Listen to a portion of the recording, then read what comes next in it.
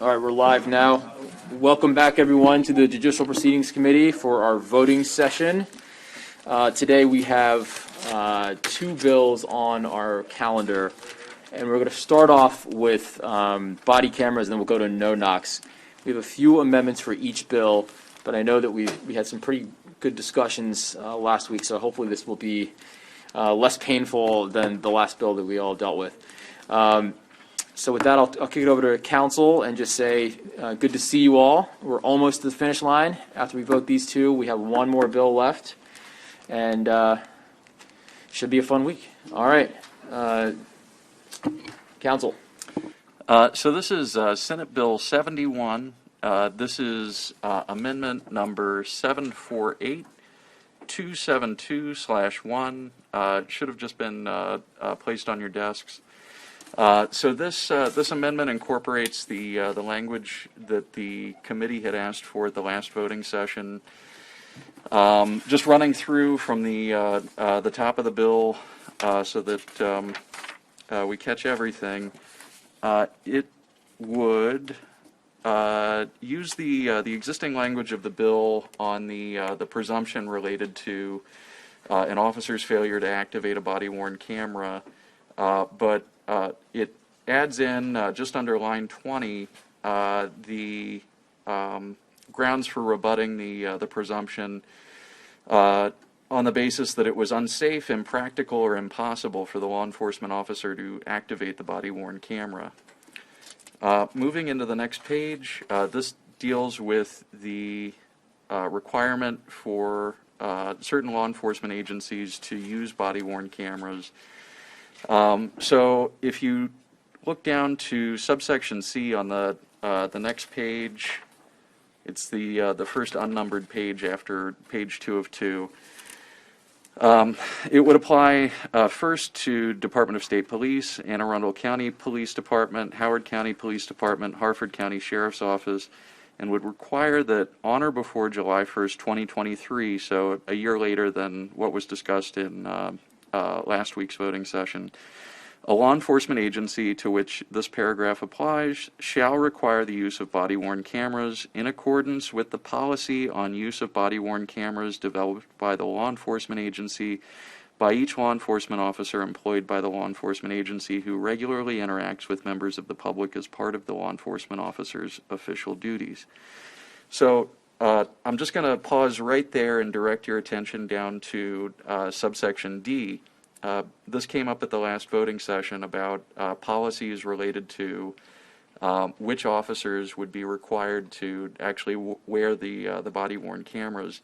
And in subsection D it says, a law enforcement agency described in subsection C, which is where we just were, shall develop and maintain a written policy consistent with the policy published by the Maryland Police Training and Standards Commission, which is actually referenced earlier in existing law, under subsection B of this section, for the use of body-worn cameras. The next paragraph says, a policy developed and maintained under paragraph 1 of this section shall specify which law enforcement officers employed by the law enforcement agency are required to use body-worn cameras. So, just going to take us back a little bit up to subsection C again, and the other topic that was brought up at last week's voting session was about which other law enforcement agencies in 2025 would be required to use body-worn cameras. So this says, on or before July 1st, 2025, a law enforcement agency of a county other than a law enforcement agency described in paragraph 1, because they would have to do it sooner, shall require the use of body-worn cameras in accordance with their policy. It's the verbatim language from the paragraph above. And then at last week's voting session, the final thing of note was a task force to study body camera implementation. So this would include members of the one member of the Senate, one member of the House, the Secretary of Information Technology, Secretary of Budget and Management, Secretary of General Services, and the following members appointed by the governor: one representative of the Maryland Municipal League, one representative of the Maryland Chiefs of Police Association, one of the Sheriff's Association, one representative of the Governor's Office of Homeland Security, and one representative of the Governor's Office of Crime Prevention, Youth, and Victim Services. The Governor designates the chair of the task force, and the Office of Crime Prevention, Youth, and Victim Services staffs the task force.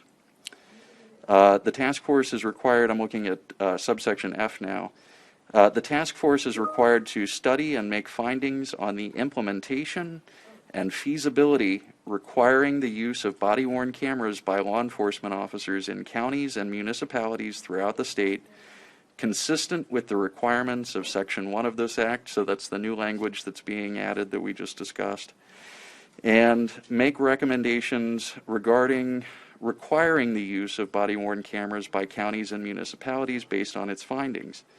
The task force is required to make its report on or before July 1st, 2022, and that would be to the Governor and to the General Assembly, and then on December 31st, 2022, the task force terminates, and that is the amendment. I don't see any representative of MACO. I think we need to add that to the task force.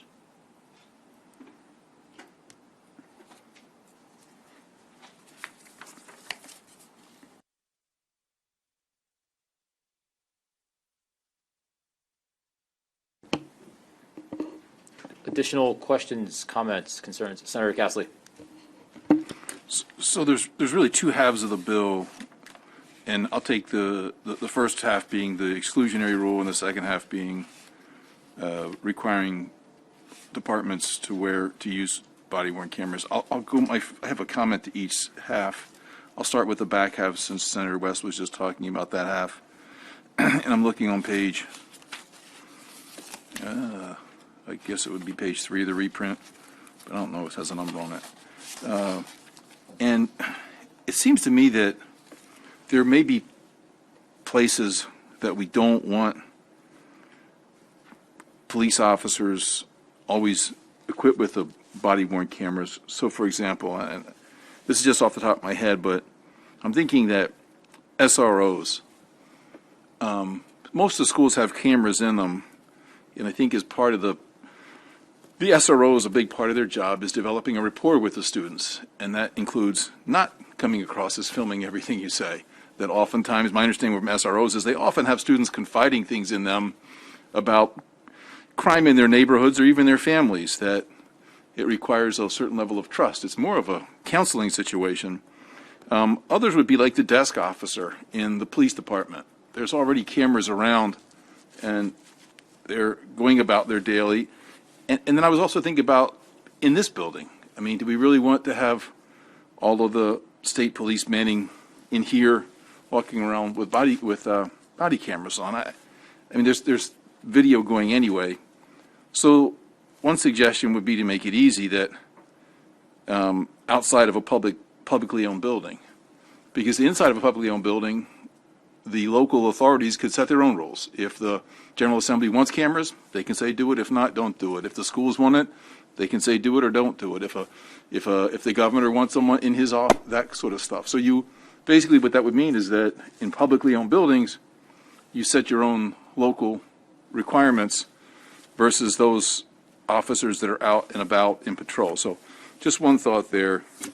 The other thought was just to try to understand and put in plain meaning what the first half says of this bill. And my interpretation of what we've written now is that if two scenarios, one is Officer Jones decides to deliberately not turn on a body camera because he just wants to be a bad cop and hide evidence, then his testimony is not admissible. I don't think any of us are particularly offended by that, but the bill also covers Sergeant Jones pulls up to the he's on a 911 call, apparently domestic dispute. There's no reason not to turn on his body camera. There really isn't. There's no exigency of the circumstances. It wasn't that shots were fired. It was to come to the house, a domestic dispute. There was no reason to think that it was going to go lethal at any point. He had every opportunity to turn on his body-worn camera, but he just didn't because, I don't know, he was thinking about his kid's soccer game tomorrow or his birthday present for his spouse or whatever, and he just wasn't fully attentive, so he didn't turn it on. And he's the first one through the door, and as he enters the door of the apartment, he sees the man just pulling the knife out of his wife's heart as she drops to the floor, and he flees. The next person on the scene doesn't see the husband there. He does see the apartment, he sees the dead wife, but he can't testify as to anything that just happened because he arrived 30 seconds later after the husband already dropped the knife and fled the scene.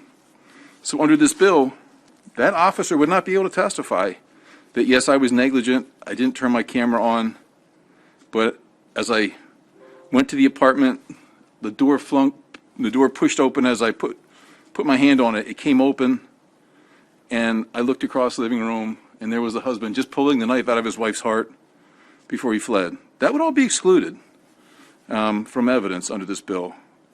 And we wouldn't pursue an alternative method. We would say, look, if you don't do this, it's up to a $5,000 fine by the court for an officer who fails to turn their body camera on. We would exclude that evidence, and this guy would very likely get away with murder because the only witness we had, just because he was thinking about his kid's soccer game, didn't turn on his body camera. So that's my problem with that. Thank you. I'm going to give Senator Sidnor and then Senator West. Thank you. I think to your first point, again, and I think throughout this legislation, it always talks about being in accordance with the policy of that particular law department. So I think in your example,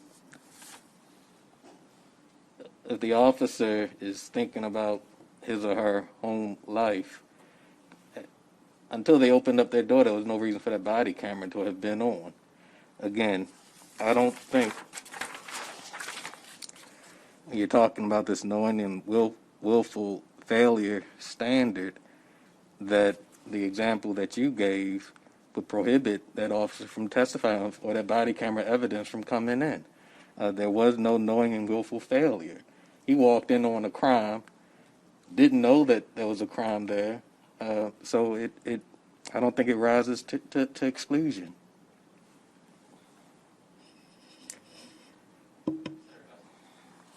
Well, I mean, if he was just going to that house because his friend lived there and he came across it, I would agree with you, Senator. But if he got a call to respond to a parent domestic dispute, maybe he'd been to that house before, and this couple seemed like a reasonable couple, but they would get into heated verbal altercations, and he'd been there, and come on, you all, stop it.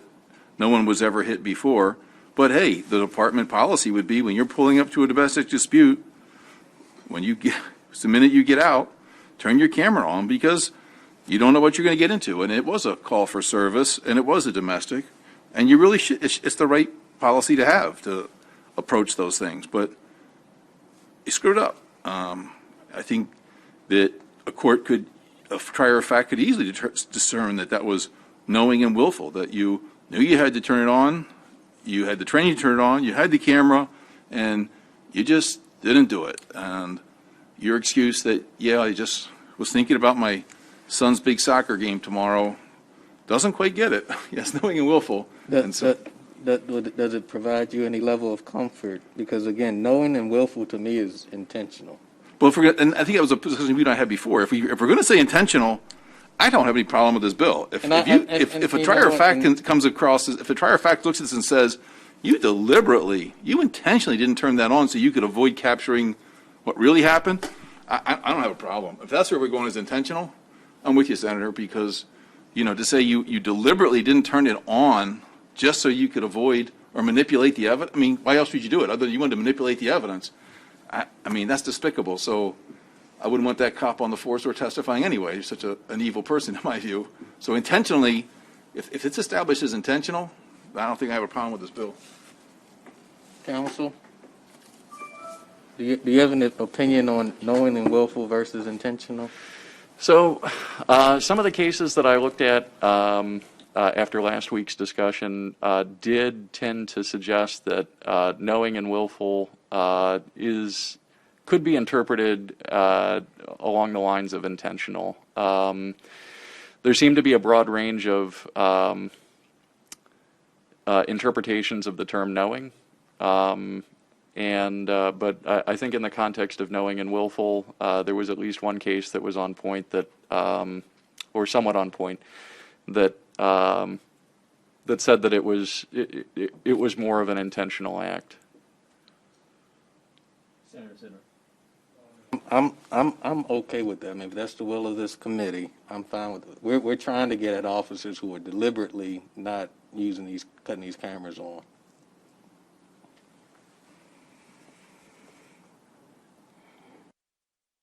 The amendment would, yeah, it's interpreted as intentional, but Senator, we'll get some clarity on that, but Senator West. I was going to make the same point that Senator Sidner did, that I don't see how knowing and willful could it be anything other than intentional.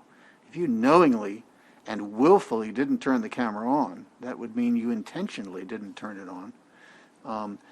I'm also somewhat comforted by the fact that you've got 30 seconds of back tape. So surely if you walked into that room and saw the person pulling a knife out of a body, you would realize, oh my God, my camera isn't on. And you'd flip the switch and you'd get the previous 30 seconds. So for both reasons, I feel comfortable with this language.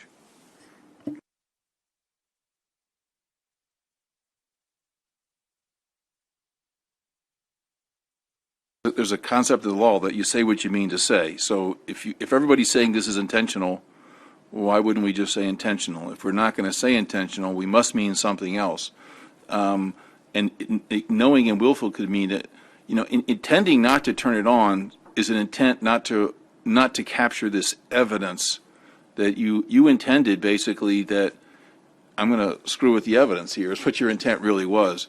Knowing and willful could be that you knowingly and willfully just didn't turn your camera on, that you're just a lazy cop. That's you knew you had to turn it on. You had no excuse for not turning it on.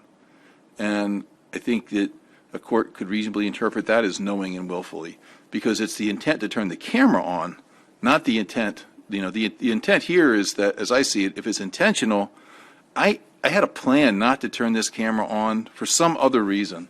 I intended to do this. And it wasn't just because I'm a lazy cop or I was thinking about something else. This was a plan. And if the court finds that this person intentionally didn't turn that on because he got a call on the radio that gave some secret code that said this was a case involving a police officer use of force, and he didn't want to run into that building and capture something on the camera, maybe he didn't want to capture. He was deliberately not doing that. That would be intentional, that you knew there was a use of force incident going on here that involved a police officer, came over the radio, and you got out of the car and turned your camera off because you were afraid that whatever you might see might incriminate your buddy. That would be intent. You acted with the intent to not turn that camera on, and I think that would be different. Well, it seems like it is the intent of the sponsor to have. Come on, my jokes aren't getting that bad, all right? So, I've been trying to think of like the inverse, like, well, what are you losing? What are you failing to capture with the knowing and willfully if you just go with intent? And then I go down some of the scenarios you're talking about, and I'm not sure that was, again, the intent of the sponsor. But so, if we'll let Senator Bailey chime in here, but Senator Sidnor, if you're, in deference to you, if that was your the meaning, the purpose. It doesn't. I'm the will of the committee. Okay.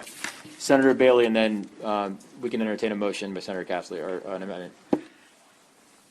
So, Senator, I would say that intent is what I think we're trying to all get at with your bill. And the fact is, not exactly sure how many people in this room have been in dire emergencies, right, where people are dying, there's blood flowing. It is a absolute emergency situation. Quite frankly, I don't think I would remember to turn the camera on or to check to make sure the camera is on in that situation. So I think the fact is that if you intend to say it was an intentionally, I think we should just use the word intentionally. I think everybody can understand it, and I think that would be had to be an intentional act to not have it on. All right, so just as a matter of procedure, real quick, I want to make a motion to adopt the amendments that you have before us. Do that first so that we know what we're working off of. Is that okay with everyone? Okay, so that's been accepted. The amendment's been accepted. Second, sure, just real quick. Yeah, it'll be quick. I course. know Senator West had mentioned before about MACO. Did we say something about MML as well? I was literally about to do that right now. Gotcha. I was literally about to do that, yeah. Okay, So the second amendment was that, I remember that. yep, thank you very much, Senator Jackson. Senator West wanted to add in MACO to the list of people on the task force. Is everyone okay with that? Okay, great.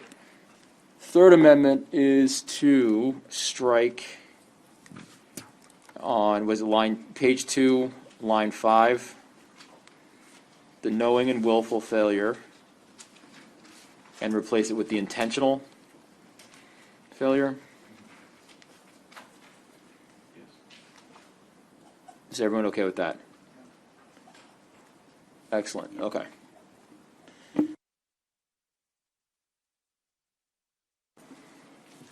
Just my one final amendment would be on the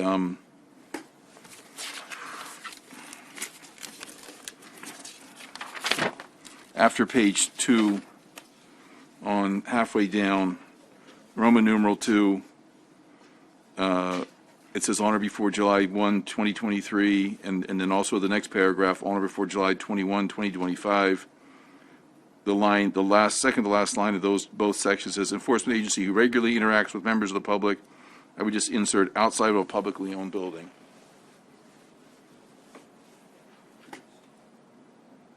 So then, if you adopt that, is it your understanding that then the default position would go to the agency would then have their regulations would control what happens inside? Absolutely. So like the General Assembly would decide whether they want cameras in, the governor's offices would decide if they want cameras in, whether it was appropriate.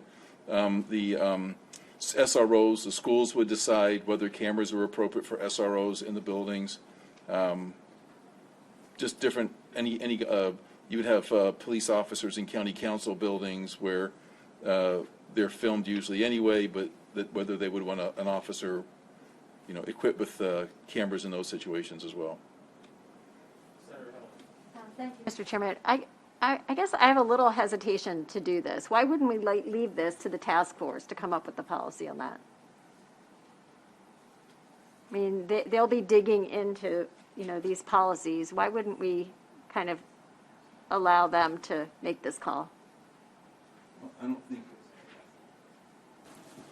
I would be comfortable with that, but I think that the language we put in here doesn't give them that latitude. I think they could certainly come back and say, well, we're going to add in publicly owned, we're going to say that you have to have them in the following publicly owned buildings or situations, but what we've said is, we've said here's what it is, and we don't give them any latitude. That's the challenge. This is so restrictive. We don't give them any latitude to say when and where to use them, and I would just hate to be pushing these things on all the SROs.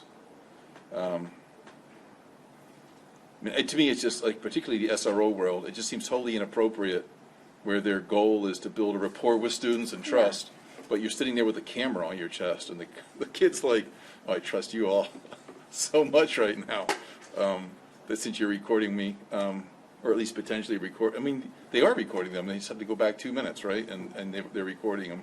So I would like to leave some discretion. I mean, we have law enforcement officers who are with Department of Social Services, and whether they want to have inside their buildings have cameras on, and there's just different situations where the law enforcement officers deal with members of the public that it might not be appropriate in those buildings, where the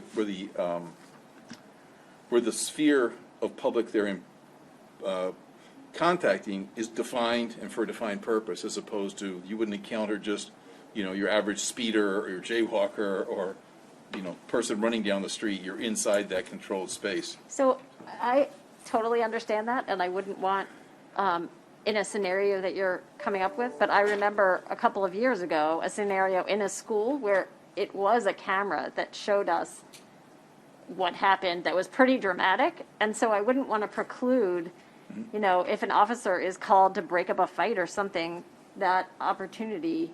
I'd hate to put in a kind of a blanket no-go in a school. No, I'm with you. I feel that you're right. And so there would have to, I'm just interested in crafting some language that gives the discretion. I could see where SROs would not have them, but the officer responding to the fight coming in from patrol. Right. Because his job is dealing with the general public. He's not in that school normally. He comes flying in there. So he would be one of those, his job is interacting with the general public outside of this building, so he should have the camera on, running, or she, versus the person whose job is to be in that building 8 hours a day and work with kids, where it would not be. Just trying to come up with some language that gives the flexibility, where an agency would say, we deal with public all the time, but it's just not in this situation. You having that camera on isn't really conducive. You're dealing. People are coming in to talk to you about sexual assaults and all this, and you're sitting there with a camera recording, and we lose confidence. And I think our intent here is to catch those situations out on the street, those random comings and goings. And like school buildings now, I don't know about in Baltimore County, in Harford County, there's cameras all over the school that are filming, that the kids know where what's happening in the school.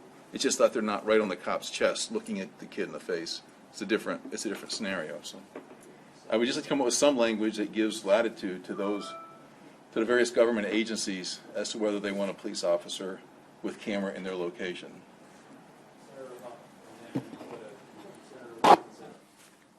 So I guess so the Maryland Police Training Commission decides when they turn them on, when they turn them off. They don't have them on all the time. And I don't understand, just if a kid was coming to talk to them, they wouldn't have the camera on. I don't know under what circumstance they'd have to have it on, other than if there was a fight or something that came up that was like an arrest. And quite frankly, I think it's one of the things that protects the SRO program. And quite frankly, I'm very concerned this session that the attempts to remove it from schools, very concerned. So I think this actually protects it, this bill, to say, look, the SROs, everybody will have it. So if there's a fight or something and they're going to break it up, I want the SRO to be able to turn that camera on. Because if there's no camera, it'll be the kid's word versus the cop's word. If the two kids say, oh, the cop did this to me and he beat me up, and the cop's like, no, he didn't. They were, I had to get involved. I had to separate him, and I was using force correctly. I think if the cop did everything right, it exonerates him. So, the Police Training Commission already has the latitude to set up when they can and can't return it. I don't know if a kid went up to talk to him about something private. I don't think they have to turn it on. Just like if you went up to a cop to complain about something, they don't have to turn on their camera. It's only supposed to be when they're like an arrest or a situation arising. It doesn't change the rules of body cameras. That's laid out in number 2. That's the same as what it's always been. Page 2, when is recording mandatory, when it's prohibited, when it's discretionary. We did that when it came up because we didn't want to sit here and try to micromanage when they turned it on or when they turned it off. We gave it to the Police Training Commission, gave them wide latitude, and so I'm comfortable to continue to give that to them. Senator West, Senator Sidney, Failure. Thank you, Mr. Chair. Precisely.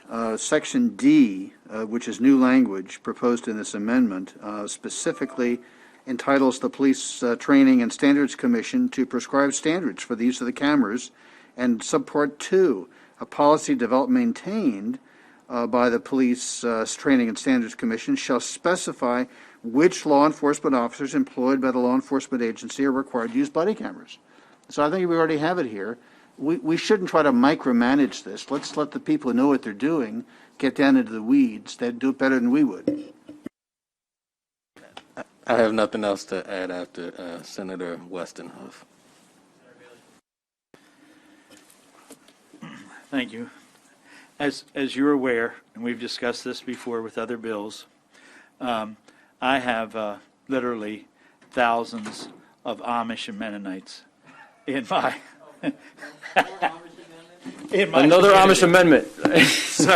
So if the police go to a home where they have called the police for a situation, under D, would the county have the ability, or the state that would be responding there, to turn those cameras off when they took that report?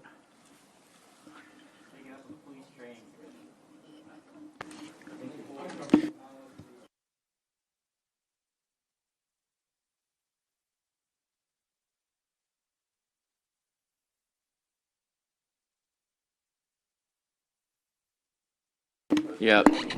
So Senator Bailey, I don't know if we could address it in this one, but we should review the policies that the MPTSC has developed to see if there is an exclusion. I'm sure there is, but further research on that. Okay, so the amendment's been withdrawn. Okay, go ahead. Council wants to flag something for us before we move. So just to draw to the committee's attention on the amendment, it does say, I'm looking at the first page after page 2 of 2 on the reprint.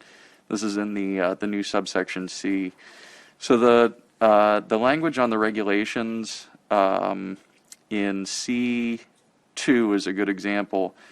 So it says, on or before July 1st, 2023, the law enforcement agency to which this paragraph applies shall require the use of body-worn cameras in accordance, and just to draw your attention to, in accordance with the policy on the use of body-worn cameras developed by the law enforcement agency by each law enforcement officer employed by the agency who regularly interacts with members of the public as part of their official duties. That might be better said as, instead of in accordance, subject to, but I did just want to flag that. It seemed like there was some concern about whether this would function as a mandate that every law enforcement officer who had contact with the public would be required to wear one, versus giving the individual agencies autonomy to decide that through the policy, and that's obviously why the language was developed below about the creation of the policy. So I just wanted to put that in front of the committee. The local's greater ability to craft it, right?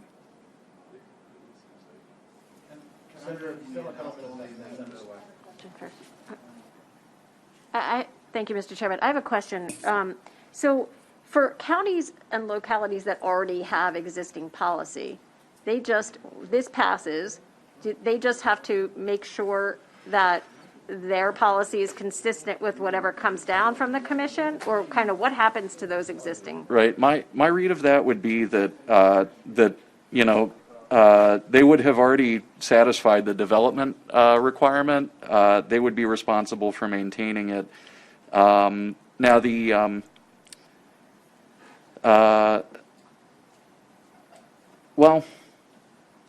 so I guess it's a little bit trickier because subsection C doesn't encompass all law enforcement Right. agencies, only the ones that are you're county right law about- enforcement agencies or those described. So DSP is the only one that wouldn't be a county law enforcement agency in that section. Right. So, right, if those law enforcement agencies that had developed policies including specifying which officers needed to wear body cameras, then it would seem that they've already, satisfied that. Under the statute, they would be responsible for maintaining those policies. Okay, I just want to make sure that that's clear, and that if, the commission comes out with policies that are, where a local might be slightly inconsistent with with what the commission is doing, kind of where the responsibility lies for reconciling that difference. Right, so it does say that it needs to be consistent with the policy that's developed or published by MPTSC, and that's Right. those are the policies covered in existing law back in subsection A or B, I believe it is. It would be the new subsection B, but the existing law covering that.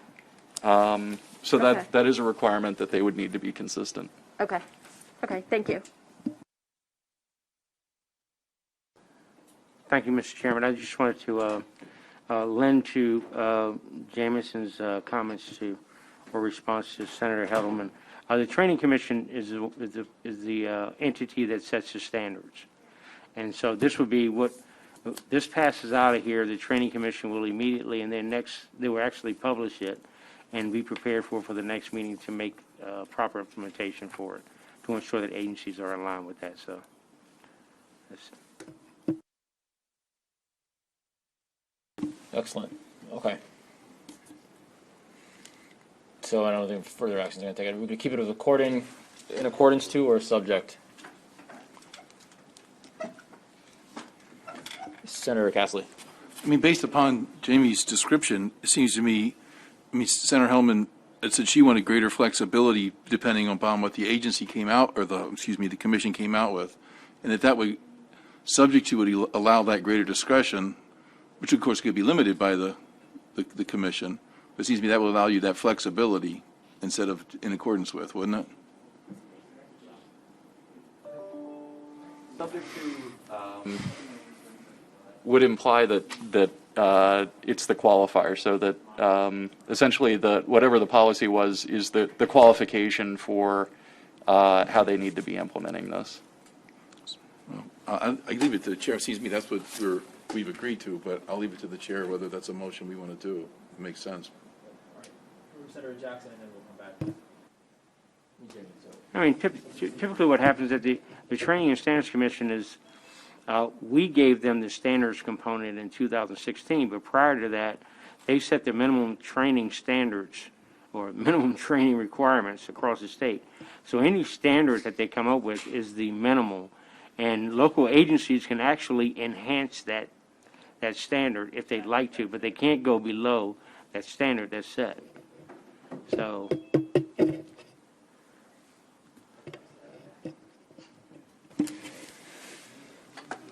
Got it. I mean, I think subject to gives, so I guess I'm recording what you said, but is the commission still sets the rules of the road. So, but I don't know if they get into the details, to that level of granularity that, desk officer Jones or, beat cop Smith have to wear the body cameras. It's all about, I mean, our language is if you regularly interact with the public.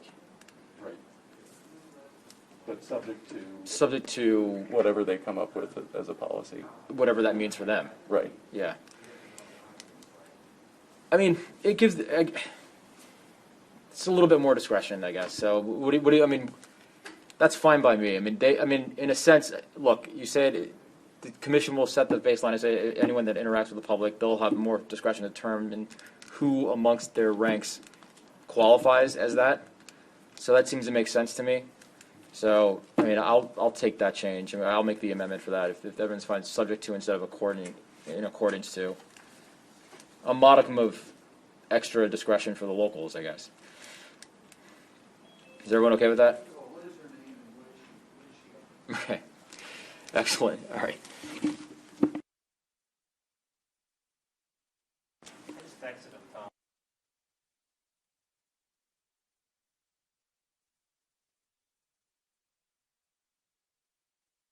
All right. So, yeah, you make a motion?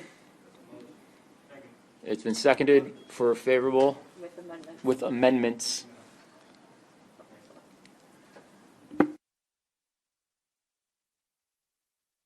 We have to roll. Yeah, let's roll call it. Vice Chair Waldstreicher. Yes. Senator Lee. Yes. Senator Castley. Yes. Senator Heddleman. Yes. Senator West. Yes. Senator Sidnor. Yes. Senator Jackson. yes. Senator Bailey. Yes. Senator Huff. Yes. Chairman Smith. Yes. So it passed unanimously. We'll let Senator Carter vote. She stepped out for a second to handle some business, so we'll let her vote when she gets back. All right, we'll now move on to Senate Bill 419, which is the no-knock legislation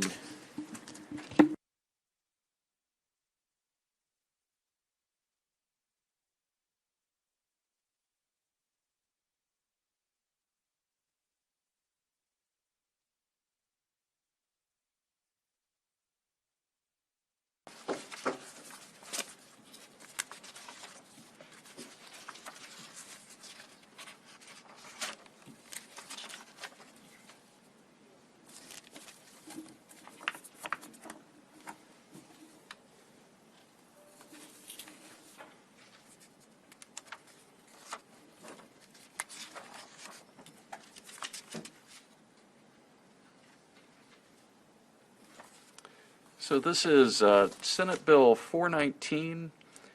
This is Amendment 378474/1. It's 378474/1.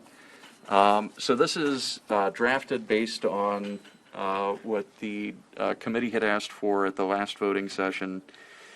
Digging right in at page 2 of the reprint. So this applies just to no-knock warrants, and provides that there's new language at the part of the existing law that specifies what needs to be in a warrant application. And if you look at the new item 4 that's right there in the middle of the page on page 2 of 3 of the reprint, it says this pertains to the no-knock warrant. So in an application for, and I'll just use no-knock warrant as the shorthand, in an application for a no-knock warrant, the application would need to contain any information known to the applicant about the presence of minors, vulnerable adults as defined in 14-101 of the Family Law article, and individuals with disabilities who may be encountered during the execution of the warrant. That becomes relevant later in a provision that requires a judge, on the judge's finding that it's necessary, to limit the time, place, and circumstances where the no-knock warrant is executed. But moving further down, some of this is inserting new language in the existing law. Some of this is just new language. But if you look at between lines 9 and 17, what's happening there is saying that this takes the existing no-knock warrant application provision and says an application for a search warrant may contain a request that the search warrant authorize the executing officer to enter the building, apartment, premises, place, or thing to be searched, and specifies the time of day, and that's really the difference between the two provisions here. During the period of time between 6 a.m. and 10 p.m., without giving notice of the officer's authority or purpose, on the grounds that there is reasonable suspicion to believe that without the authorization, the property subject to seizure may be destroyed, disposed of, or secreted, or the life or safety of the executing officer or another person may be endangered. So there's corresponding language for those, that's the daytime hours from 6 a.m. to 10 p.m. There's corresponding language that immediately follows that. It says that an application for a search warrant may contain a request for the no-knock provision, just a shorthand here, between the time of 10 p.m. and 6 a.m., so those are those nighttime hours, on the ground stated in subparagraph Roman 6 of this paragraph, that's the one that we just read, only if the application states the period of time that the search warrant is intended to be executed and the reason for executing the search warrant during the period of time stated in the application. Now, where this comes into play is on the next page, actually a page after this, the judge would be able to determine whether or not to grant that on a finding that good cause exists to authorize the execution of the search warrant during those nighttime hours.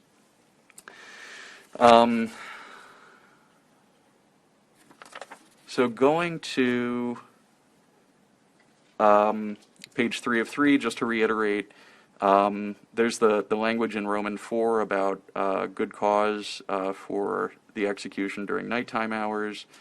And in Roman 5, there's that language that I mentioned earlier about the issuing judge finding that it's justified by information concerning the presence of minors, individuals with disabilities.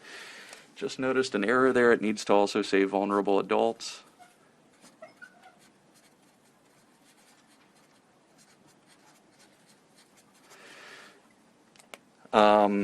And restrict the time, place, and circumstances under which the warrant may be executed.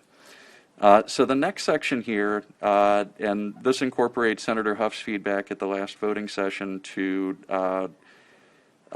find a new place in the code for these provisions. So this defines no-knock warrants. This would be in the criminal procedure article instead of the public safety article. And it goes to police procedures. Actually, I can give you the name of the subtitle in just a minute, but it says that a police officer may not execute a no-knock warrant unless the state's attorney or the state's attorney's designee for the jurisdiction in which the search warrant is to be executed, and a member of the command staff for the law enforcement agency involved in the execution of the warrant has reviewed the warrant, has been informed by the applicant who applied for the warrant of the circumstances under which the warrant will be executed, and approved the execution of the warrant before any officer enters the building, apartment, premises, place, or thing specified in the search warrant. A notable departure from last week's language is there was a requirement that the approval be immediately before the execution of the warrant. So this language actually takes the term immediately, or the word immediately, out. So the other qualifier here is, and just to reiterate the lead-in language, says a police officer may not execute a no-knock warrant unless, subject to paragraph 2 of this subsection, the police officer gives reasonable notice to an individual inside the building, apartment, premises, place, or thing searched, specified in the search warrant, that the search warrant is being executed on making entry into the building, apartment, premises, place, or thing specified in the search warrant. So this would provide that once entry is being made, that notice needs to be made, but consistent with it being a no-knock warrant, would not be required prior to entering. Notice provided by the police officer needs to be reasonably calculated to alert occupants of the building, apartment, premises, or place or thing specified in the search warrant that the warrant is being executed. The next subsection here provides that on making entry, a police officer making entry, this is altered language based on whether or not somebody was participating but not directly involved in the execution of the warrant. So provides that an officer making entry needs to be wearing a uniform or other clothing that makes the officer immediately recognizable as a police officer at all times while participating in the execution of the search warrant. And that police officer who's making entry may not, for the purpose of executing the warrant, enter the building, apartment, premises, etc., between the hours of 10 p.m. and 6 a.m. unless specifically authorized in the search warrant. So then, turning to the next page, after making entry and securing, but before searching, so the building is secure at this point, an officer participating in the execution of the warrant shall provide a copy of the warrant to an occupant of the building, apartment, premises, etc. If the building, apartment, etc. is unoccupied, a copy of the search warrant shall be conspicuously posted at the location where the search warrant was executed in a manner reasonably calculated to give notice that the search warrant was executed.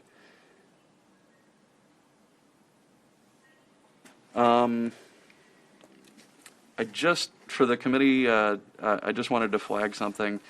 In D1, it probably should just specify, I was looking as I was reading, it probably should just specify no-knock warrant in that section. I tried to go through and make sure that each one did, but that may be something that the committee needs to add there. In the next section, this is the language that's being added about a reporting requirement. So every 6 months, beginning January 1st, 2022, law enforcement agency would be required to report information to the Governor's Office of Crime Prevention, Youth and Victim Services, using a format developed under this section. That information would include the number of times a no-knock warrant was executed by law enforcement officers employed by the agency in the previous 6 months, the name of the county or county and municipal corporation and zip code of the location where a no-knock warrant was executed.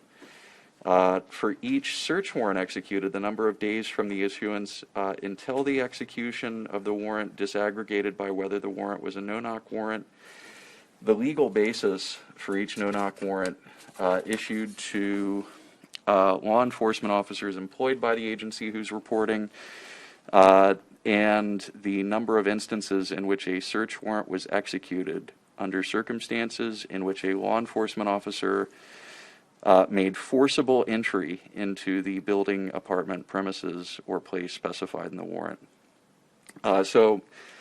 Maryland Police Training and Standards Commission is required to, in consultation with the Governor's Office of Crime Prevention, Youth, and Victim Services, to develop a standardized format for reporting.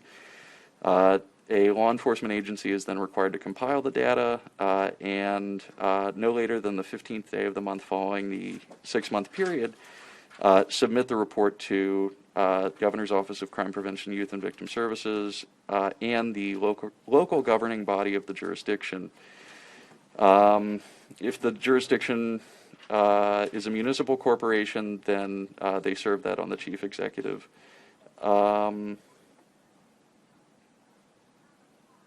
Yeah, that's.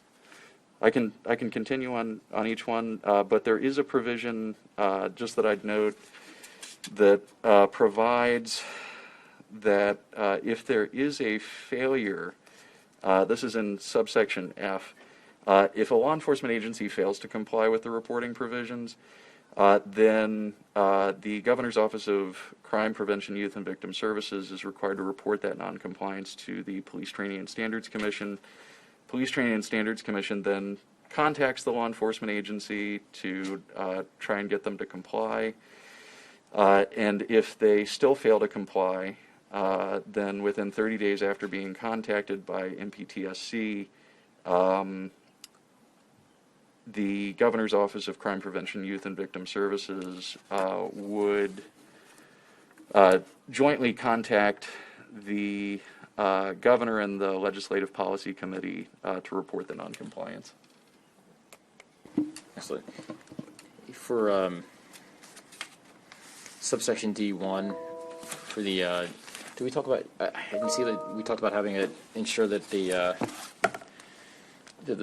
premises were secured before you had to read them, the warrant. So after making entry into and securing, but before searching the building, is there like making sure that the scene is secure?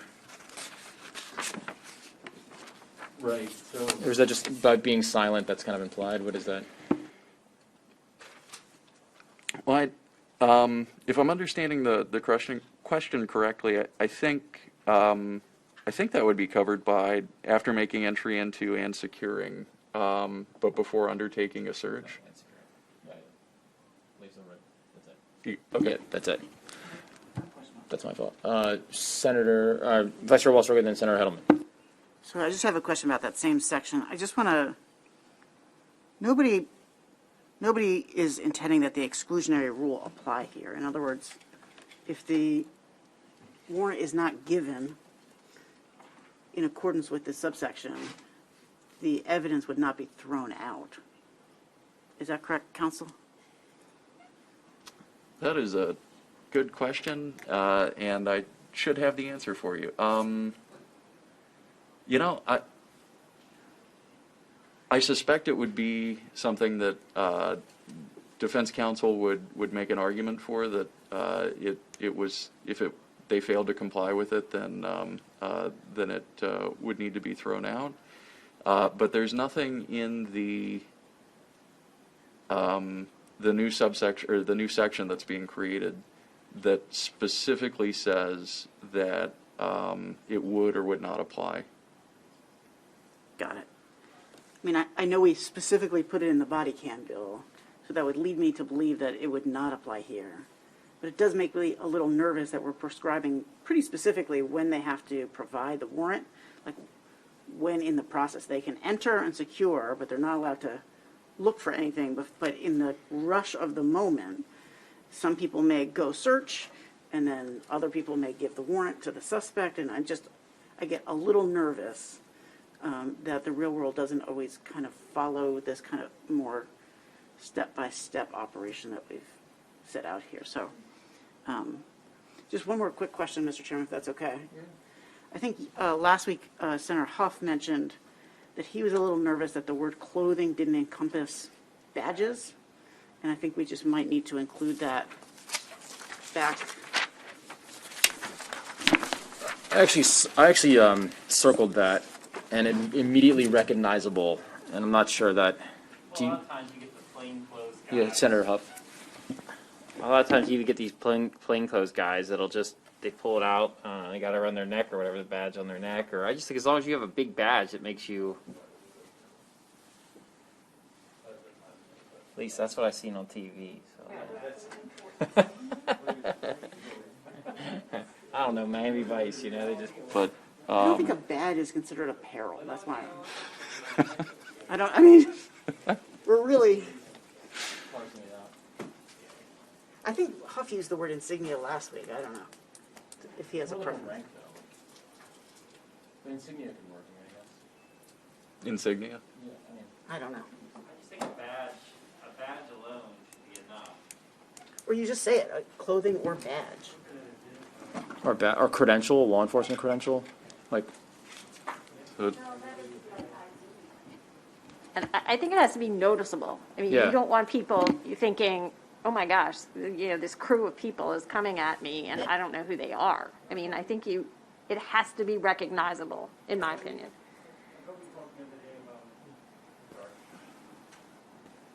I thought we talked the other day about, uniformed law enforcement officers or wearing identifiable law enforcement officer credentials, which is a badge you pull out if you're plain clothes, or you pull down the flap on your jacket. So where did we lose that? No, it's there. It's just we're trying to figure out like if a badge would be something that would be immediately recognizable. Oh, yeah. Yeah, because you're also with. And it's part of a uniform. I know, but you could wear it in plain clothes. You could have So a the badge folks just that are hanging around your making, neck and be the straight folks clothes. that are making entry are in uniform. They're uniformed. And then The way we have this written, it just says you have to be in a uniform or other clothing that makes the police officer immediately recognizable. So is a badge enough to be immediately recognizable? Yeah. Well, Senator Heddleman. you don't think so? Not on a white T-shirt. I mean, On a white T-shirt. A badge is not white. A badge is grass color. yeah, but if you just have a badge around your neck, I think it's hard to know. But you're also there with a team of folks that are in uniform. Well, are So- you? So I if you're mean, doing not a no-knock necessarily. warrant, yeah, you actually But are. it's not. Doesn't say that here. Excuse me? What if everybody's has a badge and not wearing a uniform? Then I think it's problematic. The requirement is they have a badge and they say with the police. I mean, I just don't want to micromanage it. I mean, the same thing, what's the requirement you get pulled over? And right there you have search and seizure laws, you've got all that stuff there, 8th Amendment, everything applies. They identify themselves, they show a badge, all that. They don't have to be wearing clothing, do they? Well, The car could be a little like a regular civilian car. You don't get pulled over by cop cars anymore. You get pulled over by a regular looking car with a light. I thought the 8th Amendment was cruel and unusual punishment. I'm sorry. 4th Amendment. Not Yeah, every- I was like, that is cruel to Not me, every- though. I don't know. Everyone's tired, but it's okay. not every All right. law enforcement officer drives a. Not Every time law I get pulled enforcement over, it is officer- cruel and unusual. But, No. all right. Not every law enforcement That's officer probably having drives voting a sessions marked on camera police now. car. I know, I They know. drive plain cars. But And that But one no- is different. You're knocking down one somebody's person's door. the person knocking down the door is in uniform, with a rain jacket on. But that's not what it says. What do you want it to say? All I'm saying is, if they're recognizable as police Do you want it to officers, say I'm fine with and? it. You want it to say and or, in a uniform and or identifiable. It's or, but if you said and, I mean, if you're in a uniform, that's probably immediately identifiable. So it is or now, and I guess again, this is kind of semantics, but I don't know what the answer to the question is. It's not a legal question. Sometimes you have the uniform folks, and sometimes you have some plain folks that are coming in as well, who are part of a team, and they know exactly what they're looking for. So you got the SWAT team guys that are making the entry, and then you got the detectives that are coming behind them. But to her point, I know that's what it in practice, but like the way we've written it, it could be all folks that are in plain clothes with like Exactly. a small. That's what she's saying. Right. I mean, no knock warrants typically aren't done like that, but just, But it's got to say that here. but, I mean, I think. and or, I mean.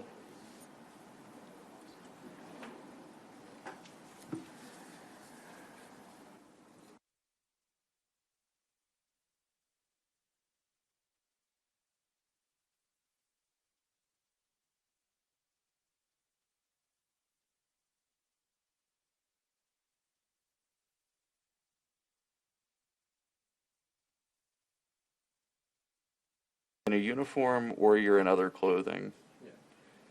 So I guess as I read this, as long as everyone who makes entry is in either their uniform or some other clothing, That's immediately recognizable. that's immediately recognizable.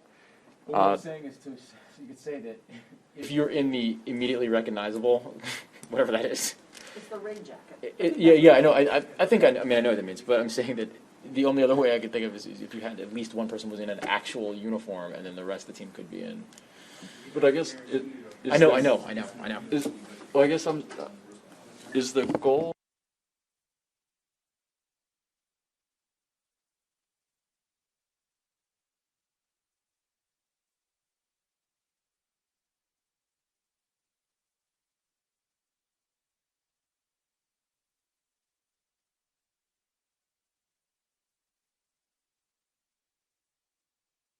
Yeah, I mean, I guess I'll try one more time. I mean, the folks who conduct these, the ones who you know are conducting the no-knock warrant is the SWAT team who's in uniform. Every one of those folks are in uniform.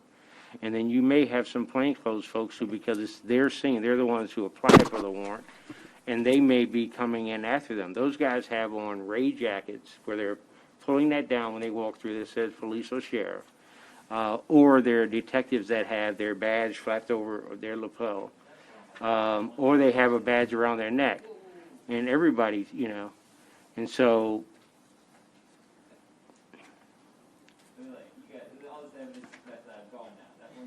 Wearing a badge. He's that one guy who's not wearing his T-shirt that says police. So I really think that we are trying to make a mountain out of a molehill right here. The law, when it comes to how officers have to wear and identify themselves, is clearly with a badge. If you have a badge is clearly identifiable. It's in the law. I can run over and get a law book, or we can get one up here. That's what's required to be worn. You open up your coat, you got a gun, you better have a badge. You know, the badge is what's clearly identifiable to people as that is your mode. When you do a warrant, you're going to have a badge visible, right? We should not get into the exclusionary rule applies because the placard that the gentleman was wearing was not 8 by 10, right? That's a little bit ridiculous. No, I think I think that the exclusionary rule is not in play here, but we may add something in to make sure that that is the case. But just want to make sure that's the case. But I think the goal is to also make sure that you know that immediately when this person is in your house that they are a law enforcement officer. But so Senator Hedelman. Can we, I trust you guys to figure this out. So can I move on to a different topic? So one of the things that I was thinking about in the context of knowing who else is in the household or location is our pets. Like if you've got a German Shepherd or like a big dog, I think people want to know that. So I wonder if how people would feel about adding that into those two sections. Adding pets. I mean, both for because I know that there are times where people have shot the pets in in going in. And that would be something that I think would be important to the safety of the officers too. Knowing if, they've got guard dogs or something. Yeah, So- that's you have to draw it narrowly, so it's not like, oh, the guy's got a killer fish tank. No, so, no. like, so it's like. No bunny rabbit. I know, I'm just saying, Like, I don't know, but I hear what you're saying, because if you have dangerous animals, I mean, Not only because of my career, but I agree with that because actually that is, if you are conducting a raid, that's good intelligence. You may want to know that there are dogs in that house. yeah. You don't want to be preoccupied by a dog while you're trying to go after a suspect who could be a dangerous person. So that's easily added, should be easily added to that. That's good intel. Whoever's been watching that play should have told you that anyway. That doesn't preclude anything going wrong, though. So Thank you, Mr. Chairman. But on the dog issue, I guess my question is, how are they going to know that there are dogs in the house? Are we going to require, as a condition of getting a no-knock warrant, that police officers creep up to this and peep through the windows of the house trying to see if there's a dog inside? What's that? I'm sorry. If you're applying for a warrant, a no-knock warrant, because you've been watching this suspect or these folks that are conducting some criminal activity, part of your surveillance you should see somebody walking that dog, or I mean, it's best for your knowledge. But I certainly wouldn't want want to exclude any evidence found because they didn't say in the warrant that there was a dog present when in fact. I would agree with you on that one, Senator West, but I mean, it's just, I don't know if we need to argue that one if that's the case. We just have to be careful of overstating what we're trying to do. The objective here was to protect the rights of the people in the building from intrusion. There's a lot of safety things that police ought to do, but for us to start creating a checklist of everything, like this is how you do a warrant, that's for the Maryland Police Training Standards Commission to do. Certainly an officer ought to know if there's dogs in the house. They can alert the people in the house that you're sneaking up. They can attack you. So it would be foolish not to take those into account. We're requiring that you notify of other people in the building because that judge and that state's attorney weighing the wisdom of going forward needs to weigh the potential harm to those people versus the value of the information or the items to be gained in the search. So I think to say, well, there's animals in there, the police would know that. They would be poor police if they didn't, and they should have accounted for that. We're really trying to up the ante on placing additional burdens on the applicants to demonstrate clearly that there is no countervailing rights of people on the premises that might be impinged by the execution of the warrant. Thank you. no, I agree that, I mean, I don't know, if it's part of the the intel collection and analysis before when you guys are kind of developing a pattern of life for the person that you're casing out, I don't know if that's part of it. Like they have a bunch of dogs running in the back, they're probably dangerous dogs on the premises, I don't know. But the reason why I wanted to put in at least the vulnerable adults or the elderly or children is because that is critically important I think the judge needs to see that. And then respond accordingly if and when issuing. So I don't know. Is that part of the? So you're going to tell the judge now if there's dogs? No. Oh, well. I'm saying that's why it's important to have vulnerable adults, children, elderly. I think that's part of the analysis. It's very important.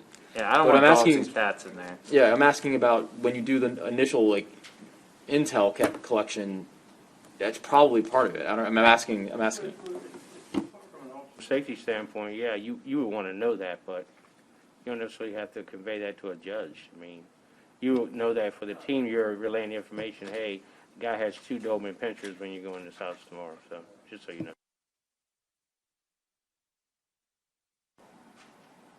I would just, I'm sorry, did you call me? Okay, thank you, Mr. Chairman. I would just press that. I think it's important because, I mean, in some of the reports that account for the data collection, there's not an insubstantial number of animals that were killed in the process of these raids. And so I think it's important to have it in there.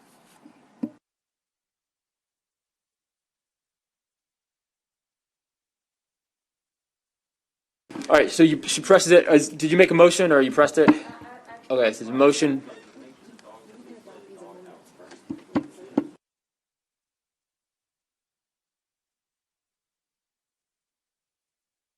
Another procedural thing. Let's do this first. So let's adopt the amendments that are before us. But if folks are still discussing those amendments, but let's just adopt them so we can discuss them, and then we'll entertain Senator Hittleman's amendment. Is everyone okay with that? No, the packet of amendments here. So we work off of this.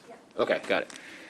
Okay, great. So that's done. And now so Senator Hittleman has made a motion to incorporate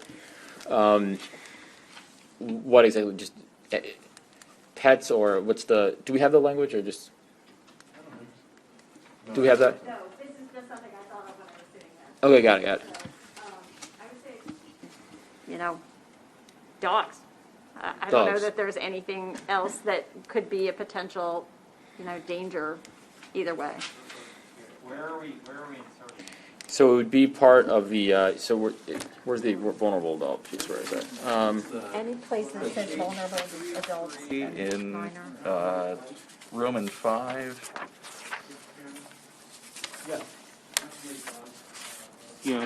Folks have all kinds of phobias. I had a guy who was a former military football wrestler guy that was definitely scared of cats.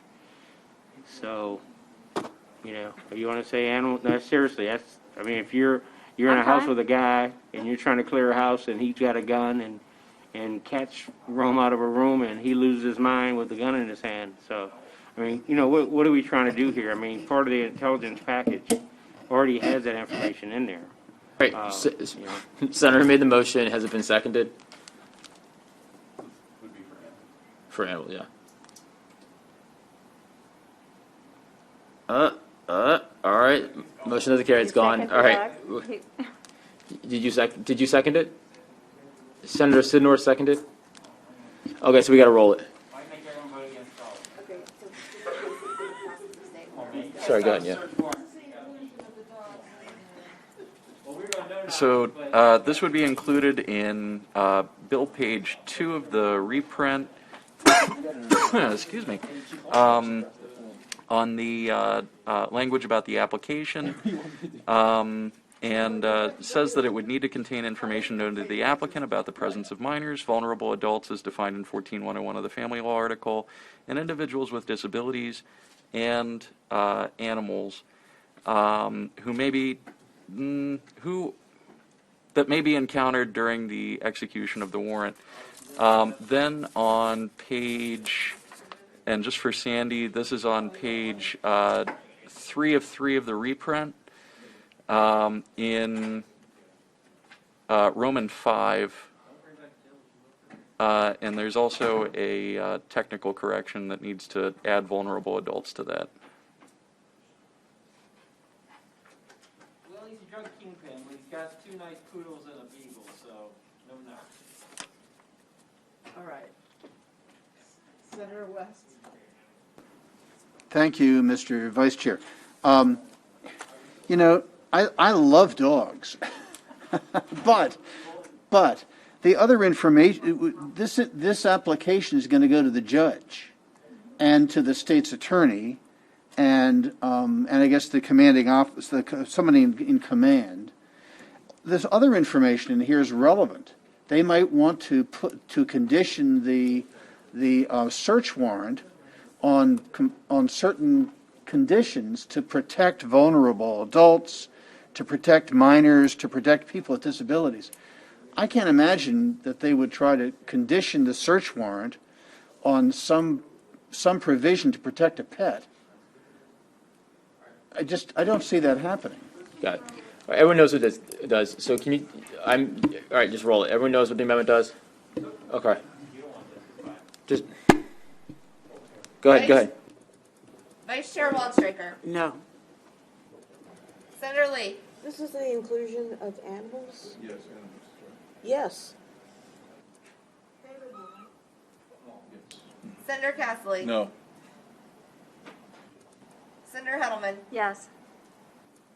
Senator West. No. Senator Sidnor. Yes. Senator Jackson. Pass, please. Senator Bailey. No. Senator Huff. No. Senator Jackson. No. Chairman Smith. No.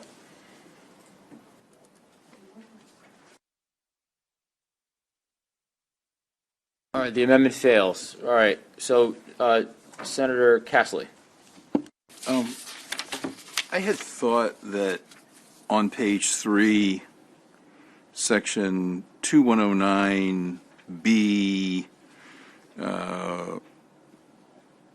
Roman numeral number 2, we say right now, subject, I thought this has already been stricken. Subject to paragraph 2, the subject of the police officer gives reasonable notice to an individual inside the building, apartment, premises, place, or thing specified that a search is about to take place, and that notice shall be reasonably calculated to lead to the occupants of the building and apartment knowing that they're going to do a search warrant.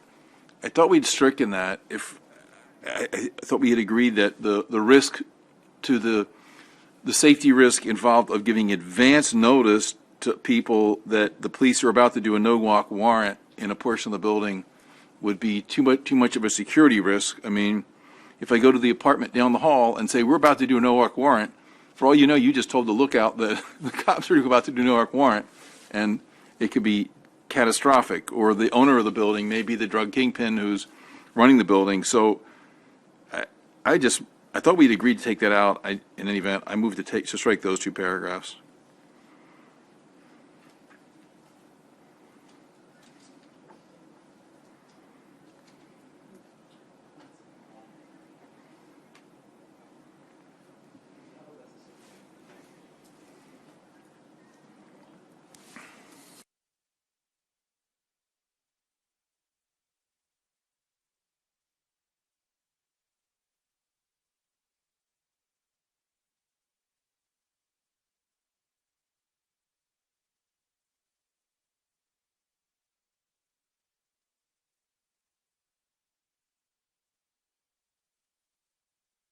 Address just that one, Mr. President, Mr. Chairman.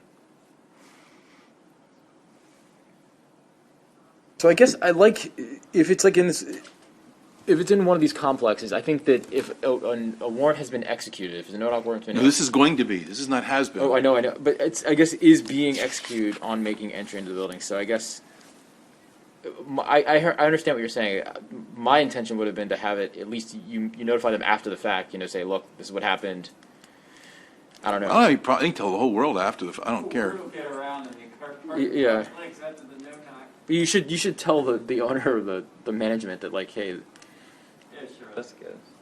But you're saying on making entry into the building. It doesn't specify the time. I mean, after. this section is under the police officer may not execute unless, meaning this is what happens before, right? You can't execute it, and you're saying, well, after we give no, I mean, it's already executed Can by counsel that clarify point. it? Sure. I think with the drafting on that, the intent was to say that somewhat like in criminal laws, it's a qualifier that somebody can't do something unless these criteria are met. Yeah, the drafting of it wasn't geared at something that had to happen before. It was a qualifier for the prohibition, just saying that it couldn't occur unless that criteria was met. And Well, then, I guess if that's the case, I mean, B is may not unless. Then you have C about, B says, here's where we're getting ready to go. Here's all the conditions. C says, okay, you're coming in. Here's what you look like. And then this would be a more, just keep it going in time order here. If that's our intent, I have no problem with telling people what just happened. I have no opposition to that. But then that really comes into to part D, that says that we had to give somebody, it really fits with D that says, now you're in, now you got to give people notice, and that could be like a part 3. I mean, that's like a part D1, D2 said if it's an apartment premises that we have to leave a copy of it, and then maybe 3 would say, and also give notice to other people in the complex that I don't care, whatever you want to do, but it seems to me that would become part of D3 or something like that. So I guess one possible way of clarifying to that may, instead of making it a prohibition, just the other way of drafting that could be to make it a requirement and just say that a police officer executing a no-knock warrant shall, and I think that actually would be consistent with. Don't you think you should go in D, though? Because this is what's happening. The whole thing is written up in order. You're applying, you're going in, you're done, and just keep it in. I mean, I like that flow of it. And then you get to the end, and now what do you got to do? Give this notice, and I don't have a problem with that. I mean, that was the intent, and that certainly, if you do it sequentially, it certainly makes it easier to follow and interpret. It was definitely the intent. But I know what you're saying. You're saying it was a precondition for the judge to approve it, is that you would have to post this upon entry, meaning after you've entered the premises, you'd have to do this. It doesn't specify like how far after. Or, I hear what you're saying. It's a confusing read. And I mean, the way I read it is he can't go in until he says you can't do that until you give people notice. Well, as a precondition, is that upon making this entry that you would give those other people notice. So I hear what you're saying. We're right on the intent, and I think you're right. We can move it around, make it in time order. It'll read. Okay. If you put it at the end and say this is what's happened afterwards, I don't have any problem with that section. Next thing I have is can we do that on the next page? So the whole intention here, when you're doing one of these warrants, it's high risk. We want to make sure everybody goes home, whether it be the police, bad guy, everybody that's in the residence, everybody is taken care of as professionally and safely as possible.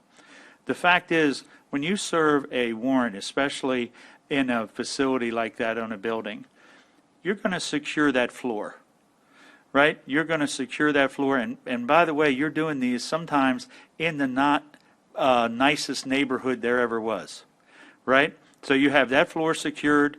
You have your exit secured out of the building. Now all of a sudden we're going to go, well, we've got to let the other people in the building know that we're doing this warrant. So now we're going to have to bring additional people because you know how many you need to secure it. You're going to be walking up and down the stairs, knocking on people's doors, saying, hey, by the way, we're serving a warrant on somebody that lives down here in the building.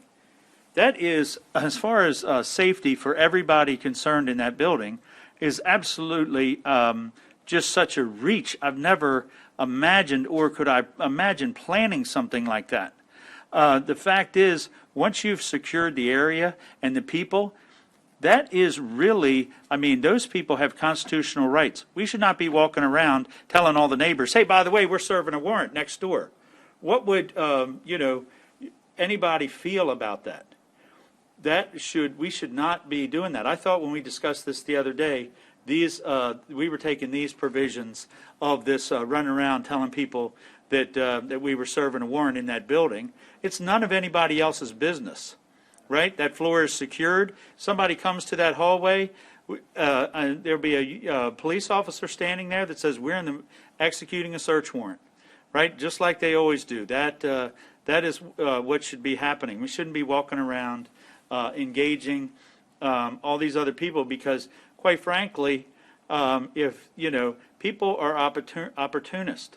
And you could be on one floor dealing with somebody, and on the next floor, you could end up in a full-blown gun battle over a simple requirement like this, that now all of a sudden they know you're serving a warrant downstairs. You come upstairs, you knock on the door to notify them. All of a sudden, you're getting shot through the door.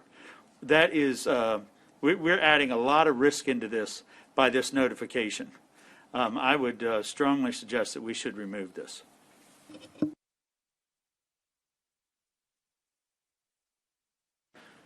Yeah, I'm actually trying to remember where we talked about this last week. I'll concur with Senator Bailey, but in addition to that, I thought we were talking about, I don't know if we use the terminology, but a multi-unit dwelling, right?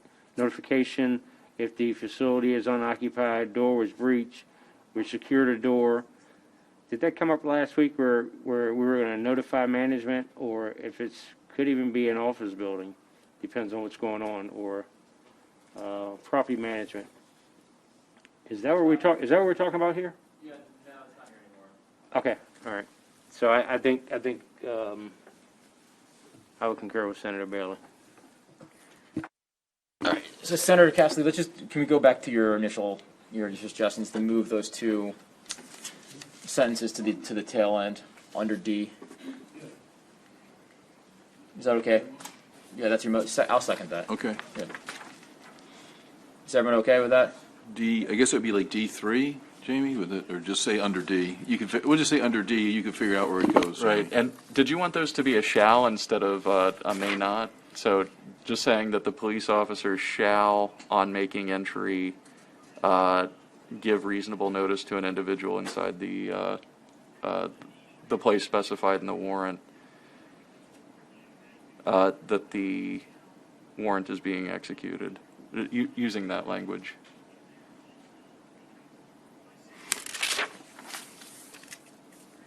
Well, that sort of comes at you, because we also have, along those lines, to follow me through here, because on the next page, D1 already requires them to give a copy.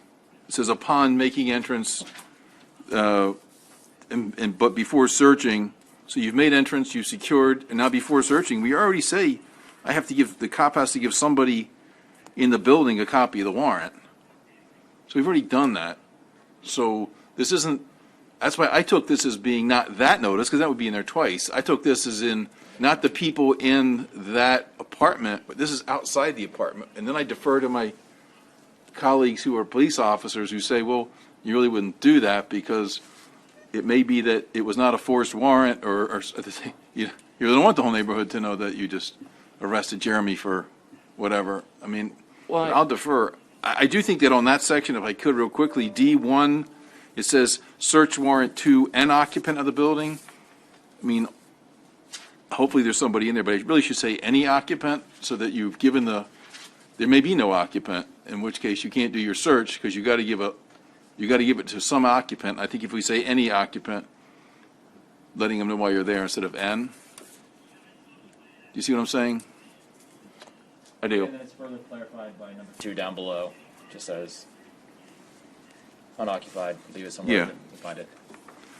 Yeah. And that's why I side with my colleagues over the police officers that I'm just not sure why we're alerting the neighborhood. I don't know why I agree we've got to tell the people who are in there, we just busted it, we just secured it. What are you doing here? We're searching, here's the warrant. I got it. And if you broke in and they weren't there, you left a copy of it. I got it. I'm just not following that third step then of saying, go someplace else in the community.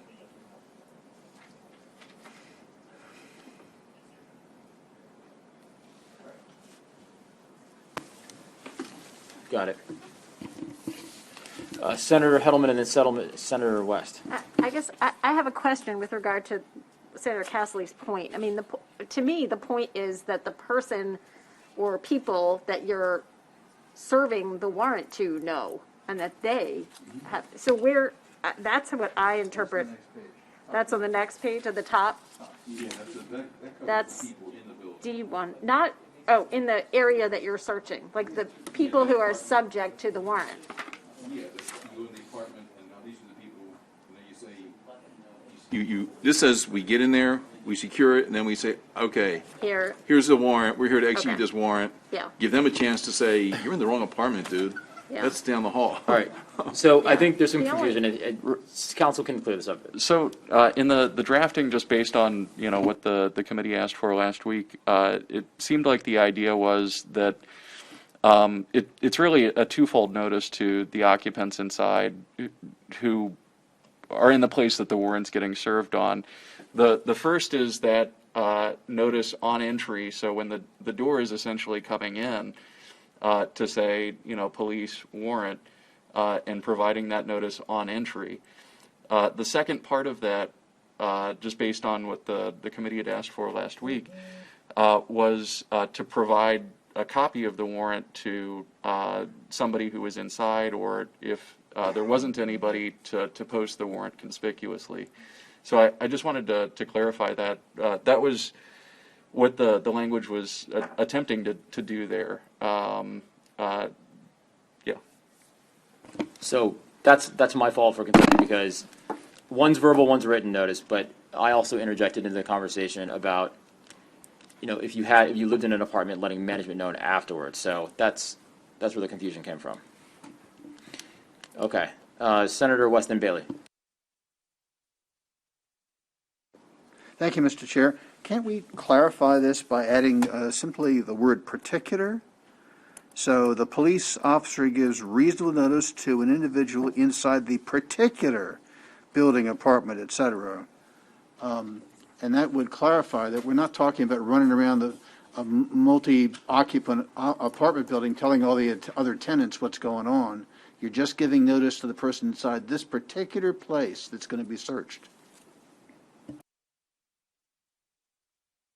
So, just to clarify, I guess warrants do have a particularity requirement to them. So you couldn't have a general search warrant. So what's specified in the warrant is a particular place. But I think I understand what you're saying, Senator, is to say in the statute itself that that particular place that is specified in the that could be redundant, but I'm not making a value judgment on it. It's but we could draft it that way if the committee. The conversation where a lot of people seem to be ill-informed about what this was all about, and so why don't we make sure everybody from now on is informed what this is about, which is just notifying the people inside that particular apartment and not other people in other apartments in the whole complex.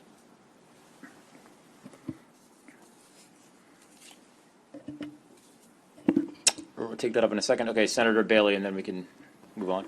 Oh, thank you, Mr. Chairman. So I guess this would be for council. So currently, under Maryland law, if a police officer serves a search warrant, they are required to leave a copy of the search warrant inside the dwelling. They are required to then leave a copy of the return, so that everything that they take, that's all already required under current Maryland statute. I sort of don't understand why we're reinventing that to say we've got to leave a copy there when it's already required.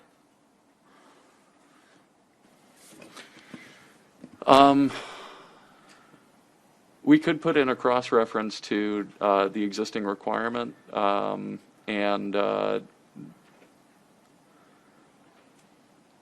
indicate that satisfying the other existing requirement, just a suggestion, you could say that satisfying the other requirement satisfies the requirement. Because everything that we're saying here about... assuming it's unoccupied. Right, whether it's occupied or not, right, you still have to leave or post a copy of the warrant where it's conspicuously right inside the door. If they weren't home, they come home, they see it. You have to leave a copy of the return with every item that you took. Everything has to be there. That's already required in the law. So what I'm saying is, I don't understand why we should worry about these semantics and rewrite the wording exactly if we could just refer to say, as already required, because everything we're talking about here with notification requirements is already required in search warrants right now. I'm going to need to look at the other requirements, Senator, and obviously it's for the committee, but I don't know that the existing requirement requires it to actually be hand served on the on anybody who's in. I could be wrong, but I'll take a second look at it. Okay. Okay, so let's go back to where we started. Senator Castley with the new explanation of verbal vice written. And if the word particular would help clarify that section. Are you, Well, let are you me, satisfied with that? so are we now saying, let's go back to the D1. This is, we've entered the building. He breached the door. D1 refers to that piece. You've breached the door. Your people have secured the building, so there's no bad guys. They've rushed all through it, there's no threat, and they've secured it. And now they're getting ready to execute, start searching, and they have to give a copy of it. That's what that one envisions. It's that we've just busted in your apartment, and here's the warrant. Now, what is the notice that going back on page 3, Roman numeral 2 there, the police gives reasonable notice. What are we referring to there? Is that a different notice? Is that a different period of time, or is it the same period of time that's on the next page? Well, Senator, just based on what the committee had asked for last week, it seems like what's on page 3 in that provision, it's Roman 2 and then clarified by paragraph 2. That was actually it sounded more like the first scenario that you described, which was the door is getting kicked in, and as it's getting kicked in and, folks are funneling into, the house or the apartment, that's when they're announcing that it's the police and that they have a warrant. The next notice pertaining to actually giving the physical copy of the warrant was in the situation where they had made entry, they had secured the premises, but had not yet undertaken a search. So the building is secure, and then a warrant is given to. Okay, the thank you. person inside. So, and thank you. And based upon that explanation, I really think that language, or some subset of that language, may be a little bit long based upon moving it. I think that language ought to be under D1 on the next page. So it says, subject to paragraph 2 of the subsection, after making entry into and securing the building, and then, but that right there, you say after making entry, or I'm sorry, you're saying before securing, just making entry. So it would be number 1. Okay, 'Cause it that's the should first thing that say, happens. it really should be, as soon as you break in, here's the notice you have to give, and then once you secured it, here's the notice you have to give. I just make a much a better flowing statute, because the cops can read it and say, here's what I do. I just busted the door down, now I have to do 1 and then 2. Boom, boom. That makes perfect sense. So we could strike it and move it under, create. Yeah, and you may have to change the language a little bit. It may be kind of verbose, because you got two subject to subsections 2s, but I think we know what we want to do. And Jamie just pushed that under there, and it's 2 notices. It's you breached it, you came through the door, and now that you've breached, you got to say, this is the police. That's who just busted your door down. And then you secure it, and then you say, here's our search warrant. We're going to search, right? So, and I guess just for a little bit of clarification, did you want that to be a shall instead of a? Because right now, and you'd mentioned that the may not language in the lead-in made it seem as though it was a prohibition on. Seems like it should be shall. I mean, you're saying once you break in the door, now that you've breached, then you shall say this is the police, and then you shall say, after you've secured it, before you start ripping the drawers open, you shall say, we're here to execute a search warrant at 127 Main Street, so they can say this is actually 123. Got it.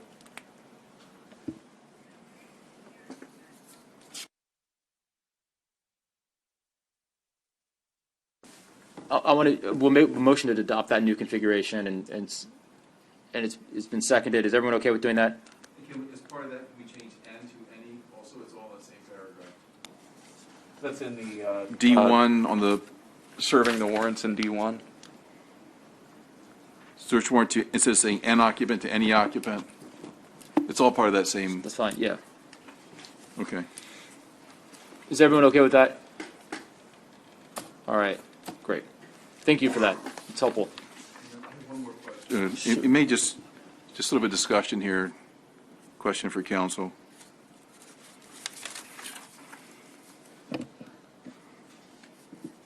If I could just ask, the definition of no-knock warrant, looking on page 3 in 2109A, it says in this section, no-knock warrant means, and it says without giving notice of the officer's authority or purpose. And I'm trying to, authority, does authority mean police? I say police, or does authority mean police executing search warrant issued by Judge Jones for this address? So I'm not sure. I don't know what authority and purpose means. I guess I want to just make sure we're all clear on what that phrase means, announcing their authority or purpose. Yeah, I believe there's I want to say it's a 2008 case, but I may be completely off on the dates, where essentially the courts in Maryland addressed whether or not no-knock warrants could be served in Maryland, and at that point, the legislature hadn't taken any action on, not to say that the legislature hadn't taken any action, but that there wasn't anything in the code at that point that authorized a no-knock warrant. And what the court said was, you can't serve a warrant without announcing your authority and purpose unless there's some mechanism to authorize that.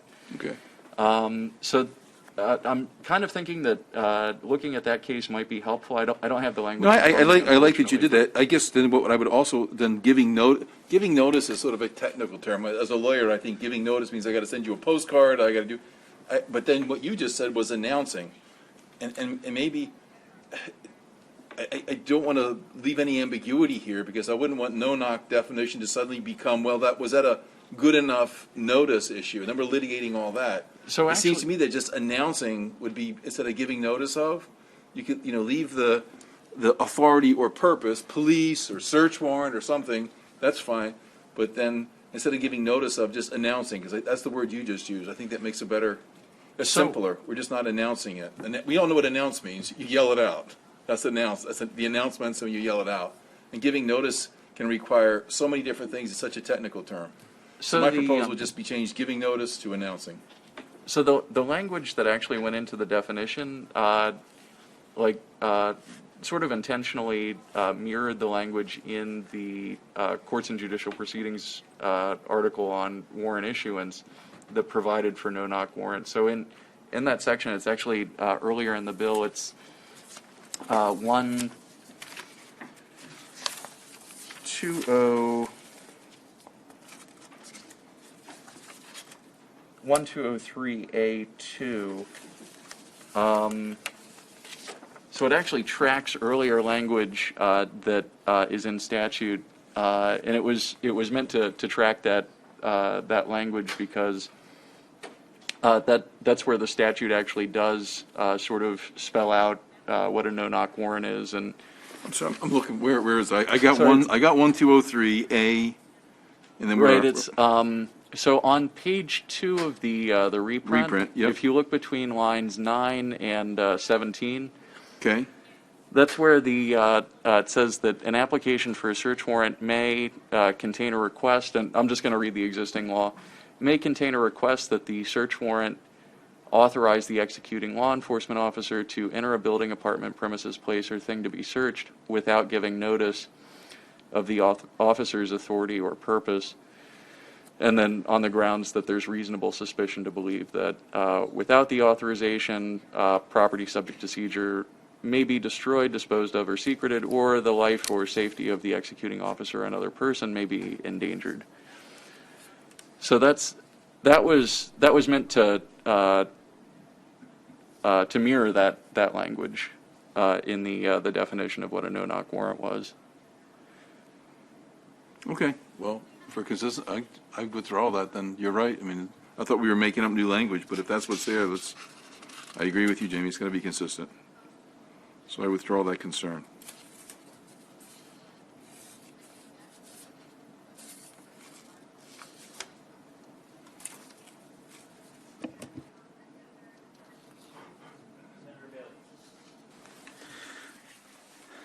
So, when we talk about this whole bill, Senate Bill 419, we're in a sense talking about no-knock search warrants. So when we go back to how we listed the title of the bill, we changed it from the Maryland Police, from the No-Knock Warrants Elimination, Maryland Police Accountability Act of 2021, search warrant executions, where it should actually say, I think it should say Maryland Police Accountability Act 2021, no-knock search warrant executions. Right? It shouldn't just be a blank statement where it talks about search warrants. It should actually say no-knock search warrant. So we don't get confused with the application of all the other rules that just involve regular search warrants that aren't no-knocks. And then I would say, as we come through, like on page 2 of 3, if we come down under 1203 to number 4, if the application contains a request that the search warrant, and I think it's just important as we go through this to say that the no-knock search warrant. And the same down when we get to Roman numeral 7, an application for a no-knock search warrant. And wherever we have that, we come through, so we take out any confusion that might exist with what we currently have in Maryland rules dealing with search warrants that aren't covered under this. Would you mind pointing out which parts of the reprint you're looking at? First off, I was talking with the, speaking with the title, Right. but then I moved on to page 2, under 4, where we put in the new about if the application contained a request that the search warrant authorizes. Right. Right, because we're definitely talking about a no-knock warrant there. When we're talking about vulnerable adults, we're talking about that, and I'm saying that should say that the no-knock search warrant. It does, but it's not. It's a little bit more drawn out because the rather than putting a definition, it was a balance in drafting, I guess, between finding shorthand for spelling it out to say without giving notice of the officer's authority or purpose. And there was, I think, one other place where we kind of used shorthand in the drafting on it. But if you look on that new Arabic 4 in 1203, it says that if the application contains a request that the search warrant authorize the executing law enforcement officer to enter the building, apartment, premises, or place to be searched without giving notice of the officer's authority or purpose, then it would need to contain that information about the presence of minors, vulnerable adults, or individuals with disabilities. So it is cabined to just those situations that meet that definition that we later use as no-knock warrants. But without having to reorganize that whole section, we didn't use that shorthand and just call them no-knock warrants in the bill. But that new provision would be cabined just to no-knocks. And then I think the other one was just below line 17. We kind of did use a shorthand to also say no-knocks in that, but it says an application for a search warrant may contain a request that the search warrant authorize the executing law enforcement officer to enter the building, apartment, premises, place, or thing to be searched without giving notice of the officer's authority or purpose. So again, that's the qualifier for what makes a no-knock, without giving notice of the officer's authority or purpose. During a period of time, this is the nighttime service or execution of the warrants, on the ground stated in subparagraph Roman 6. And again, that's meant to reference the grounds that are discussed just above, that there's reasonable suspicion to believe that without the authorization, the property property would be subject to destruction, being disposed or secreted, or that life or safety would be in danger. So those all reference back to sort of just that elongated way of saying that it's a no-knock warrant. Okay. I just wanted to make sure that what we're doing here, Right. that it is clear that everything that we're putting into statute only involves no-knock warrants. And we- actually, to that point, Senator, as I was going through the bill, and I mentioned this earlier, actually on page, it's just after page 3, and I did want to flag it for the committee. In D, the language no knock. I know that last week the committee had noted that this amendment should really just apply to the no knock warrants, including the new language about service that's going in. But in D, I did note that that was something that was missed, including the word no knock, and that should be something that is added in on the back end that can be added. But I did want to flag that for the committee, that would need to, the term no knock would need to go in there. Okay. All right, thank you. Trying to follow this if I could. So if I'm like on page 2, Jimmy, the reprint, below line 17, and it says an application for a search warrant may contain a request. A search warrant authorizes executing law enforcement officer to enter the building, apartment, person to be searched without giving notice. And then it also says during the period between 10 and 6 a.m.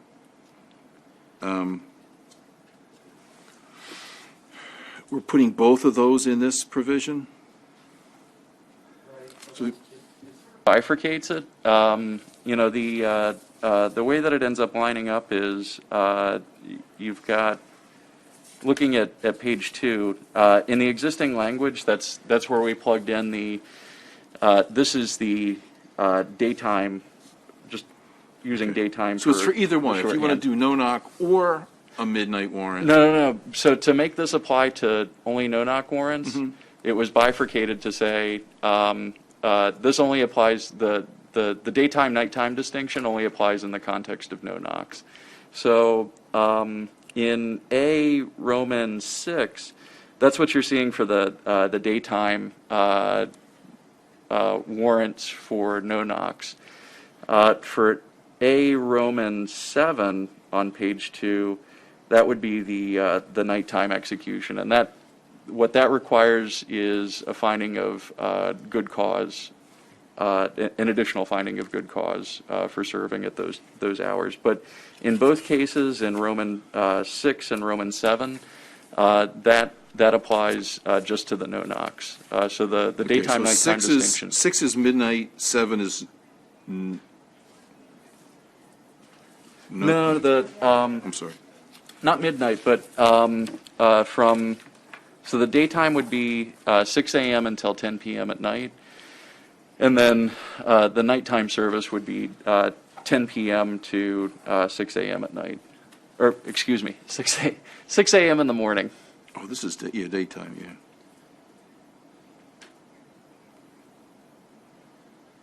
So it's then 6 is daytime, no knock. Right? Roman numeral 6 is daytime, no knock. Right. And 7 is nighttime, no knock. Right. And the difference is you have to then justify in the first one, you just got to justify the no knock, and the second time one, you got to justify doing a no knock and nighttime. Exactly. Right? So for the justification for a no knock in either case, there's the question of whether there are grounds that there's reasonable suspicion to believe that without the authorization, the property is subject to destruction and disposal or secreting, or the life or safety of the officer or another person may be endangered. But then you'd still have to get to that with the nighttime no-knock service. But if you look at page 3 of the reprint, just at the top there, you have to also satisfy the, if good cause exists, to authorize the execution of the search warrant during the period of time stated in the application.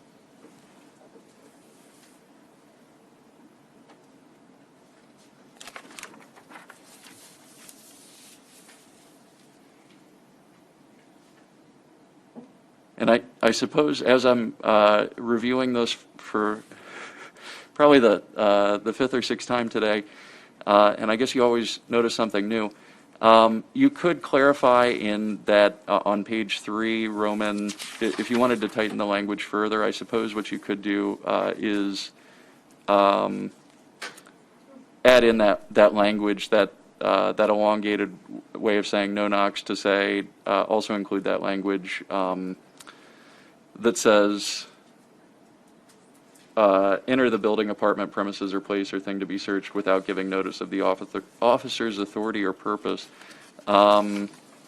just to further clarify that. But it seemed to be that Roman 4 was a good, on page 3 was correlating with the new language on page 2 for nighttime execution of no-knock warrants.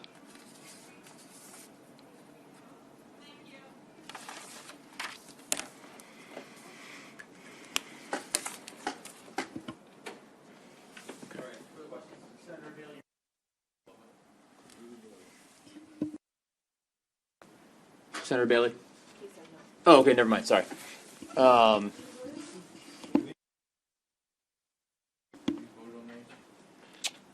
thought we did. Did we adopt those last amendments?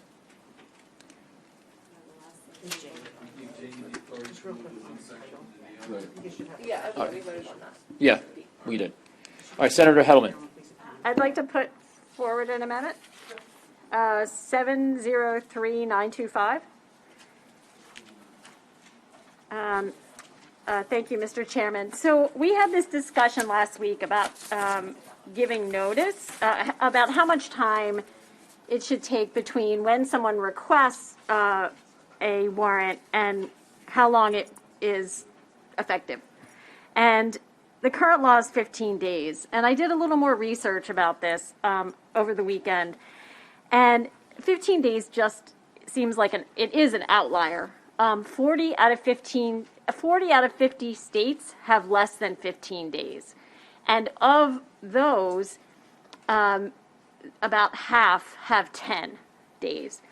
I think it's important for whoever is requesting the warrant to have the benefit of a week cycle, week, W-E-E-K, cycle to observe and to know who is coming in and out and kind of what the status is of whatever is happening in the site that is going to be searched. And so if I had my druthers, I'd probably do 7 days, but I heard what my colleagues said in terms of the need to assemble a team. And look, there's a wide variety. North Carolina has like 48 hours. So it's possible for, folks to do this. So I think that it should be a lesser time, and 10 days seem to be more the norm in terms of other jurisdictions around the country. And so I would move the amendment. Excellent. There's been a motion, clear explanation. It's open for discussion. I'll second it, but let's keep it open for discussion. Senator Jackson. Thank you, Mr. Chairman.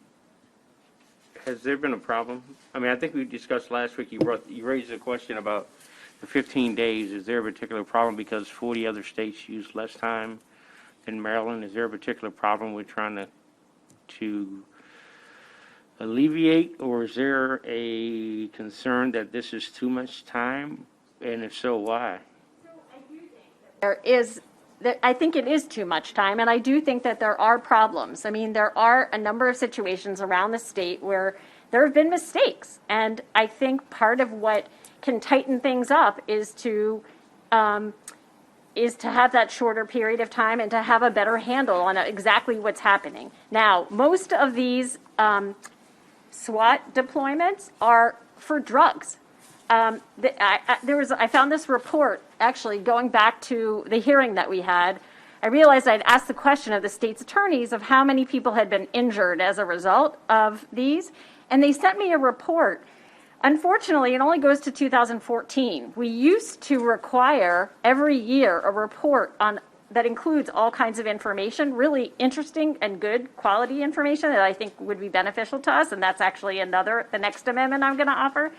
But in that report, it details, and it was pretty consistent over the years, how many raids there are. And there were nearly 1,700 raids in 2014. And the vast, vast majority of them are about drugs, about 80% of them. And so if that's the case, then it seems to me that we need to tighten up a bit. I just have a hard time believing that somebody's going to be surveilling that property over drugs for an entire 15 days and will really, really know every single, in and out. And unfortunately, there have been too many times where mistakes have been made, and I just think this tightens it up and it lowers the possibility for mistakes. Well, I appreciate that. I'm just trying to get to the understanding of, you said mistakes were made. We're dealing with human beings, first of all. Absolutely. Second, in a highly volatile, very dangerous situation.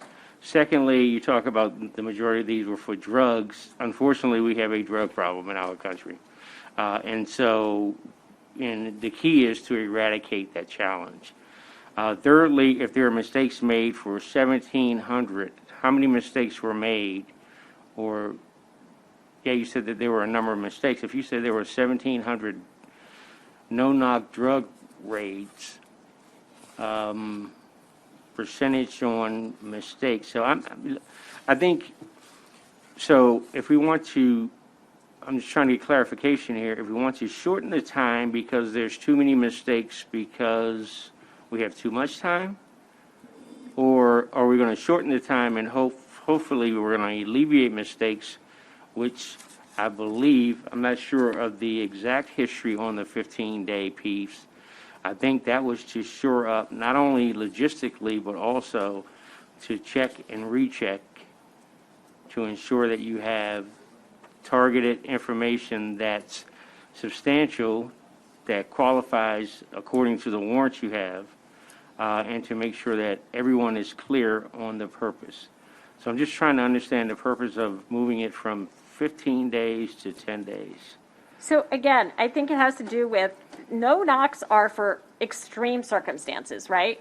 And so I think then that we want to make sure we want to bump it up to a higher quality of information that we're gathering. And I don't know that we need that stretch of time too many things can go wrong in that stretch of time. And so honestly, I'd probably go 7 days, but I feel like 10 days is a compromise and it's more in line with kind of what is happening nationally. Well, I understand you say you would like to go to 7 days, but when you're talking about folks who do this there are experts who do this for a living.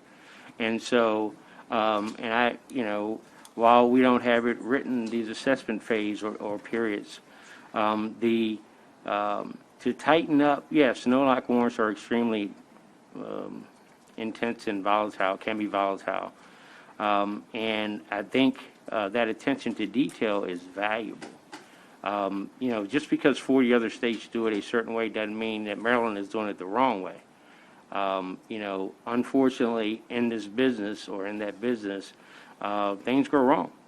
And in certain, we're talking about drugs, oftentimes you're not going to get a no-knock warrant for drugs if it's not considered an enterprise. Enterprises are protected by at least one of three things.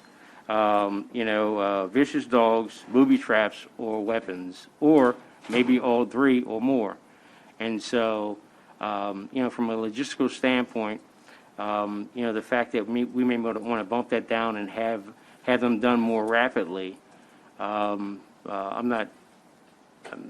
not sure if I've heard, a convincing argument yet. So I'll continue to listen. So. Yeah, I guess I don't understand, how does shortening the process and truncate it make it safer? So if you got a warrant squad, they got a bunch of warrants to execute you, and you want them to do a bunch of surveillance and figure out what's going on in the house, how does truncating the process and make it shorter, wouldn't that make it more prone to errors and rushing? Like, how does truncating it make it safer? So I think it has to do with observing, having a handle on exactly what's happening at that time.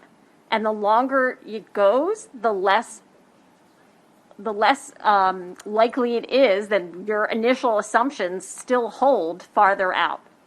That's it. I also just have a hard time believing that, for that full 15 days, somebody's really watching all the ins and outs and what's going on.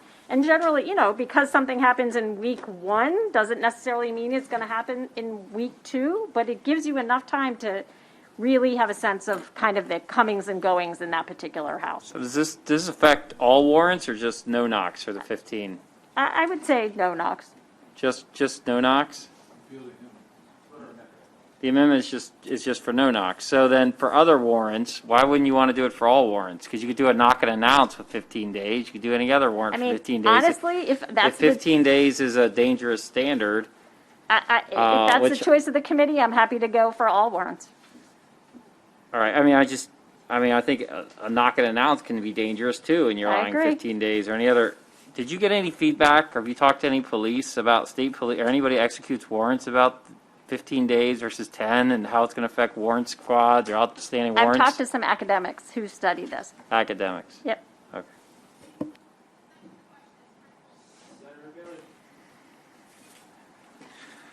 So I appreciate your thoughts and the concept, but I'd like to bring you back to the actual reality of my world when we were doing these.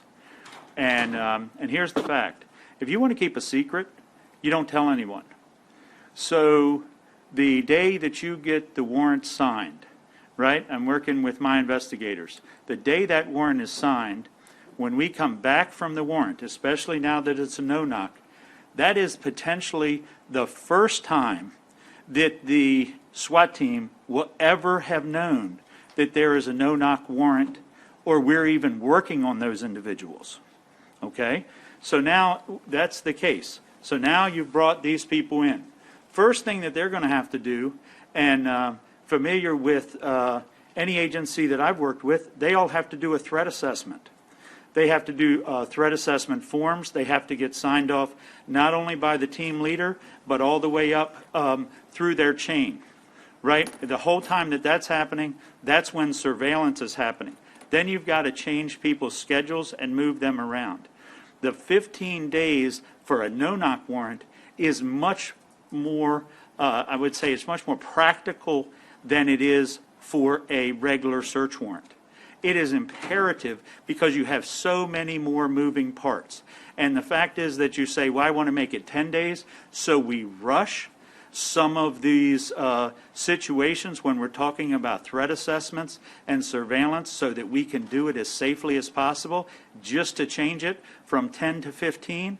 That was the whole argument we had the other day. The fact is, let's put some reporting requirements that don't exist right now so that we can report the actual dates that these are happening from the dates that they are signed, so that we don't arbitrarily sit here in this room and say, well, let's just make it 10 because I think so, right? Let's get some factual data when we are letting the experts, the people that have the training and the expertise when they're talking about threat assessments and making sure that everybody comes through these dangerous situations as safe as possible.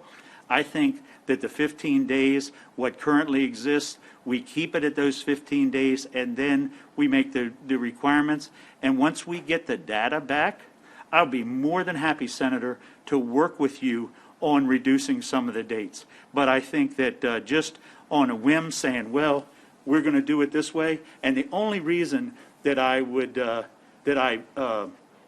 totally disagree with making the dates shorter is the fact that I have been there. I have seen this. And when you're doing these threat assessments and you bring these people in, you have multiple briefing, multiple days. right? You want everybody to be as informed as possible. Because guess what? You always don't get a search warrant when you want it, right? So you can't bring people in because of the early on. Because of the fact the easiest way to ruin a situation is to tell everybody, you know what, next month we're going to do a search warrant on this place. Everybody's got to get ready. They tell somebody, then all of a sudden the operation moves, things are compromised, the whole situation. You want to wait, and I think that this is exactly what we work towards. We report it, and then we move forward from the reporting date once we get some data back in the future. My opinion. I appreciate that, and I appreciate your experience. But I also do think this is a part of a safety issue for exactly what you said, that the longer the information is out there, the more apt it is to get out there. And that, 10 days, this is what I assume SWAT teams train for all the time, that they have this expertise, and half of the country seems to find 10 days sufficient to do exactly what you're saying. So in the department that I worked for, the team that we had, that team was not full-time. They were regular members of the patrol division. Schedules are made a week in advance, right? You couldn't even plan anything for this week, right? You had to say, okay, next week, this is how we're going to do it. We were clearly past that 10 days on an easy basis. I don't understand what we saw by rushing into a gunfight. I have no idea how we as senators can sit here and say this is a smart idea to reduce the time limit that we're going to provide safety to not only the occupants, but the police.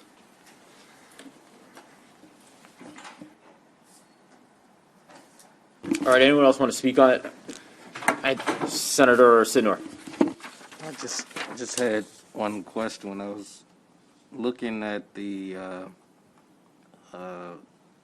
requirements of the items that go into the report, as I listened to Senator Bailey say, well, let's look at the data. I'm not certain if there's a request for data that would go to the point that you're making. I mean, is there something here that would tell us as to the or provide information that you're talking about that would help us to understand whether or not the reduction in days makes it less safe than remaining at 15 days? I think we added that in last week we added in the date that was requested and how long after the date was requested that the actual warrant was performed. So you would get that information from the... But it seems to be an argument that we'll be able to look at this information and to determine whether or not it's more or less safe. That's what I'm getting at. So, Senator, the whole thing we discussed the other day was there's no reason that when we're talking about the execution of these warrants that we need to arbitrarily just come up with a date. We should go ahead and make the departments, and I thought we put it in there, make the departments tell us the date that they served the warrant based on when the warrant was actually issued. And that way we could move forward with making this decision in the future.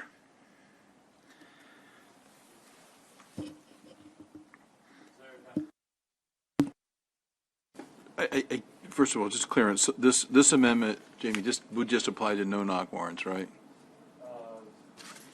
Senator The 10-day period would apply only to no-knock warrants, or is it general?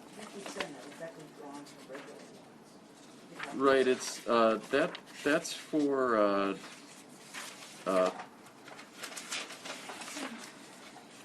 so we're looking at I'm looking at amendment 703925. Yes, that's right. And it's on page 3, the reprint changes it to 10 days. And I just want to clarify which part of the code we would be changing. Is it 15 days as to all warrants or just no-knocks? Well, under the amendment, no-knock warrants wouldn't. So this amendment actually strikes the provision authorizing no-knock warrants. I know that's not what the committee's been discussing, but if you look at page 2 of the reprint, it oh, yeah, so it would still bracket, never mind, I'm sorry, I'm on a, reading the wrong place in the amendment. Yes, it would apply to all warrants. Okay, not just to no-knock. That was the intention. I mean, in fairness to Senator Heddleman, she couldn't draw on the omnibus Because no knocks, amendments yeah. that we just adopted for the last 2 hours. She didn't have those when she was drawing this up this amendment. So if we adopt it, we just have to adopt it in concept to no knocks. Right, it could be. And not Okay. as drawn Right. in the amendment before Okay, you. so the understanding would be this would apply only to no-knocks. Correct. Would the senator entertain an amendment to her amendment that would say, subject to good cause shown, the court, basically that it's 10 automatically, but subject to good cause shown, the court could authorize an extension beyond 10. And I'm just thinking, like we keep Up to talking about 15? Up to the big case. So you say, Judge, we got 50 of these things to do. They're all over the state, and they got to be no-knocks. So I would have no problem supporting your amendment if it allowed that flexibility. I'm okay with that. So I second the senator's motion. It's 10 days, but subject to, this is for no-knock only. It's 10. We reduced it to 10 days, but subject to the court's authority to extend that for good cause shown. So the current statute just says, I don't know if this helps, Jeff, but it just says, after the expiration of the 15-day period, the search warrant is void. Is void. Okay, that's in current law. That's in Yeah. current law. Yeah. I don't, actually, I'll defer to the sponsor. I'm okay with that. Yeah, I like that. Okay. You So- draft it that way, Jamie? It's a no-knock is 10, subject to the court's approval for a longer period for good cause shown. So a regular warrant is still 15 days. Yeah, this is only no-knocks, yes. A no-knock is 10 days by default, but It could be 15 for good cause shown. would that be on reapplication for an extension Initial or application. on the You initial just- application? Initial application, you just come in and say, I need a 15-day because we got a big case here. Gotcha. Yeah, I think I could draft that. Obviously, I wouldn't have anything to put in front of the committee tonight on it, but No, you know, in it's concept, pretty I could draft that. Okay, then I second that motion. Now, is discussion on that, everyone good on that? Everyone understands the motion now on the amendment is for the no-knock warrants, it's 10-day, and then unless a judge says for good cause shown, it may be extended to up to 15 days. That's the amendment. Further discussion?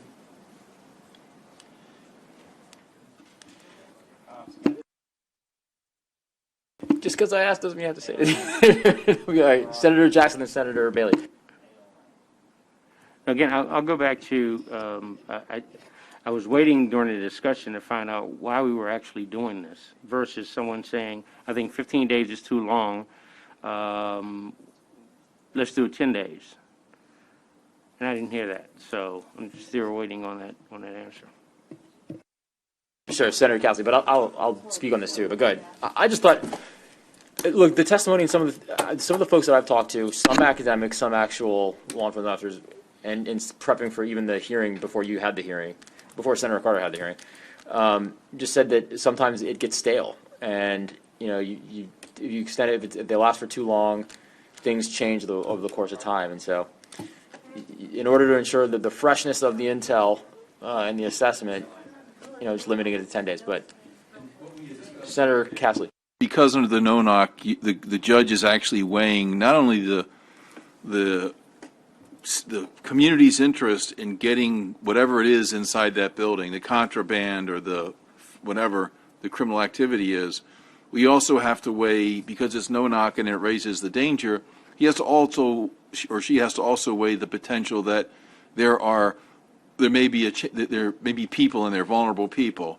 And so the idea is that the information that was presented would become stale over time, and if you don't maintain the adequacy of the surveillance, then I got it based upon, it was just Fred living there, but over 2 weeks period, Fred's 80-year-old mother and his 4-year-old sister moved in with him, and so now we're not invading Fred's apartment, but I got an 80-year-old and a 4-year-old, so it's just the idea of trying to encourage freshness, and of course, these are only the no-knocks. This is not all warrants, and if you know up front that, hey, Judge, this isn't going to work for us, all you do is say, Judge, it's not going to work for the following 2 reasons, and so we need 15 days, and it's done. So you can go to 15, but you just got to tell the judge why you need 15, and 10 won't do. So. Go around here, then we're just going to roll this amendment, and it'll rise or fall. And I appreciate Yeah, that. So you have up to 15 days. Circumstances change where you may lose some evidence that you're looking for, or something changes dramatically, then, you can do what you need to do prior to that 15-day, just so You have 10 everyone days, but if you're in your application, you say to the judge, this is a no-knock, 10 days isn't going to do, we need 15 because here's why this is different. The judge says, okay, this is a 15-day no-knock warrant. But if you don't go through that extra step of saying, I need 15 instead of 10, then the default is automatically 10 for a no-knock only, not for all other warrants, only for a no-knock. Okay, but Senator Castley, my question was, why from 15 to 10? When I thought we were going to build in some sort of record keeping through Training and Standards Commission where that we can assess. Everything I thought we were putting into play here for police reform would be assessed so that we could come back and do what we need to do here, but more importantly, hopefully, create a regulatory commission at the Training and Standards Commission where they can make the necessary changes on the fly. So, and I guess my only response to that would be that it's not really in the nature of the other police reform so much. It's in the recognition that we've learned that no-knocks are inherently dangerous, not that they should be excluded, and we've all agreed we're not going to exclude them, but there is an added element of danger because it is no-knock, and all we're saying is you're going to have to be very careful and keep the surveillance on, and unless we're concerned that the situation might change on the ground, I don't see it as this is not a zing on the police. We're recognizing, we've seen cases where people who really had nothing to do with the criminal activity, had nothing to do with the crime whatsoever, but happened to be on the premises, they can lose their lives or be seriously injured by these things. So we're just recognizing the inherent danger of it. I just don't think it's too much of a burden on the police to say, we're going to shorten your time, but look, if you need more time, just tell the judge right up front, here's why this isn't going to work. But the state's attorney member has to, and the chief of police, especially the state's attorney who doesn't control the cops, that person's going to be saying, I've weighed all the evidence here, and I think it's worth going forward. But in fairness to that state's attorney, he or she needs to know that the evidence that was presented to them on day one is going to be the same factual situation that's on the ground when the police go in. And so it's really balancing the additional responsibility we just dumped on that state's attorney who's like, hey, I'm not executing this. I'm just providing that buffer. So I think it's only fair to them, since we're requiring them to approve this, that they feel comfortable that what they know is going to be the same as when it's executed. That's all. Motion's been made, it's been seconded. We have been riding this horse for so long. All right, go ahead. Last final comment. So the only thing was, in portraying this out, I just wanted to know, since we as members obviously know more than the police do, are we going to still require them to report to us in the rest of the bill? We're going to still, I don't understand why we'd waste their time.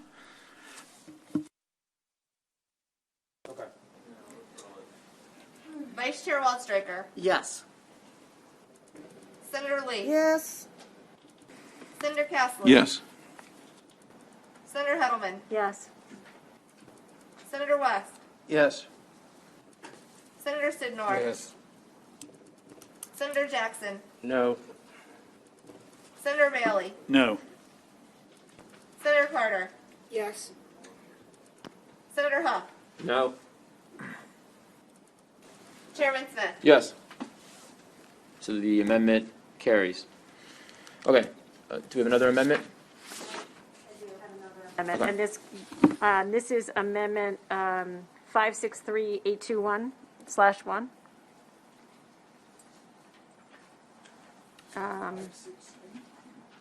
563821/1.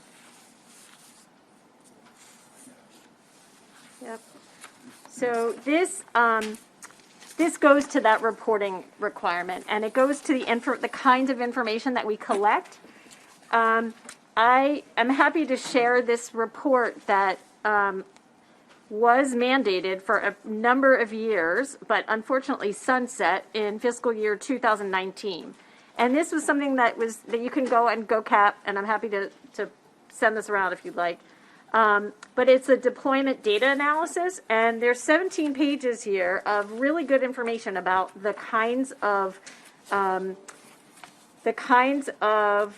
reasons why SWAT teams were deployed, and it's broken down by different jurisdictions, and it's broken down by the kinds of warrants and the reasons for deployment, as well as whether there was forced entry, whether there was property involved. They break it down into Part 1 crimes and Part 2 crimes. Part 2 crimes have to do more with drugs, and Part 1 crimes have to do with other kinds of felonies. And I just think what I did was I took the data that is being collected in this report and added it into this bill. I just think it would be really helpful for us to know this information in terms of our policymaking going forward. So it's not anything that, it talks about injuries, it talks about whether there was an animal killed, a person killed, whether it was a law enforcement officer killed, or that kind of information. I think that would be really important and to our future policymaking. So there was 5 years worth of data that was collected under that prior law, and I just continue it now. No, I remember when we were renewing that, I was in the House, they were talking, and the argument was over further disaggregating the data from Part 1 and Part 2. I remember this argument. Do you remember this, Charles? Do you remember? Anyway, all right. Senator Jackson and Senator Huff. Yeah, so we're just removing the sunset, correct? So this report no longer gets published anymore. So she basically took she took all the elements that were in that report and just adds them to this report. Okay. I got you. Under year 2014 on. I got it. Got you. Yeah, so does this match the actual legislation, though? The reason, well, I know why the reason it's sunsetted. People weren't reading these reports. We used to give them so why would we, A, give it to Maryland Police Training instead of GoCap like we used to? And B, does this match what we legislatively required before? That's what the request was, specifically to the Amendment Office, so to match what the legislation was before. So this is exactly the same. If I pull this bill from 20, whatever it was, 15, it's going to be the exact language as this. That's what the drafter sent me, was that bill. So I know what you're asking. So I think, one thing is that SWAT teams, I don't know how often SWAT teams are actually used to execute these anymore. But that should be like another note of reporting. And then the stuff that was incorporated in that report, I think more information's better. And a lot of this may already overlap with what we've required already, isn't it? Some of it does, Yeah. but it goes beyond. Yeah. I don't know. I'm just curious to see what the actual bill that we required, why we're giving to Maryland Police Training versus GoCap. GoCap is the one that does graphs for the public. It makes them easy to understand. I can send you the bill if you want. Yeah. And then, I'm actually interested to know when police go in, how many times police are fired at in these, or police are injured. I'd actually like that data. That's in here. It is? It's in the report.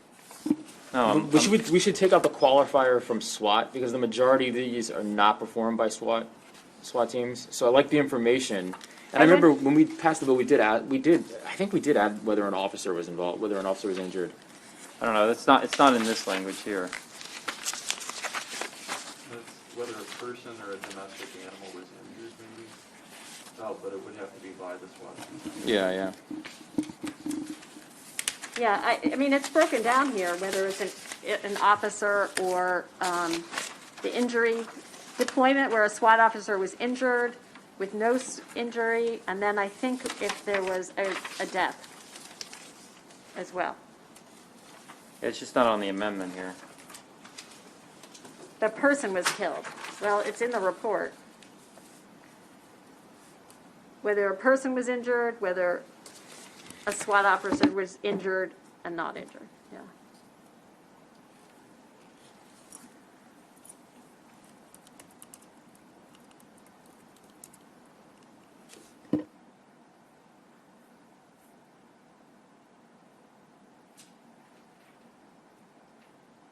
Well, it's in the 2009 bill. I don't know why. 2009. Senate Bill 447. What'd you say? Senate Bill 447.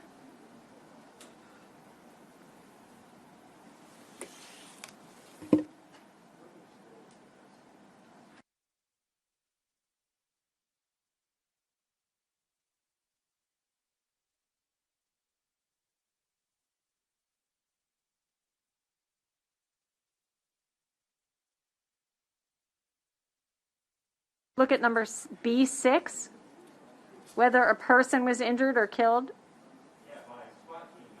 or other law enforcement officer. Oh, Here's what I would suggest for this. I think just everything on, it's just a 3-page bill. I think you could take everything under, so B1 on page 2 of 3, just take everything from 1 down and just remove the qualifier for SWAT, like whether the SWAT team is deployed. yeah. So just it applies to all of the warrants that were executed for all law enforcement agencies that executed them. And then in number 7, you could add SWAT, like if a SWAT team was deployed, so you can see how many times that happened. Yeah. And then just everything else should just go away. And then This is 2007. Yeah. 2007? 2009. 2009? Jeez, I wasn't even. so you did that. That would fit nicely within what we already have.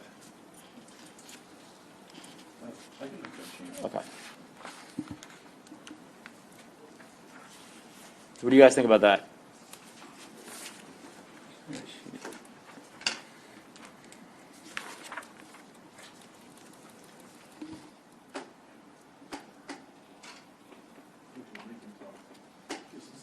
What do you think about that, Mike? I'm trying to look at this. Hold on a second. I'm looking at how this. It's funny. I actually went through this. Charles, what do you think about that? Honestly. Like just 2 of 3, just take all the items that they're reporting, and then add SWAT at the last. Like number 7 would be if a SWAT team is deployed, and make it apply to whatever unit was used. So that's actually what my request was, that it apply across the board law enforcement. So I agree with that. Yeah, I think do that and give it to GoCap. That would be correct. Yeah, I mean, if you just take just that language, it'll already go to GoCap because that's where our report's going anyway. They can do those Gucci dashboards that they put out. Yeah, and it should be Yeah. a person, so that way you know if it's Yeah. Yeah. okay. That way But we do want to know whether it's the person who's getting the warrant or the law enforcement Yeah. officer. I think we want both. Yes. All right, so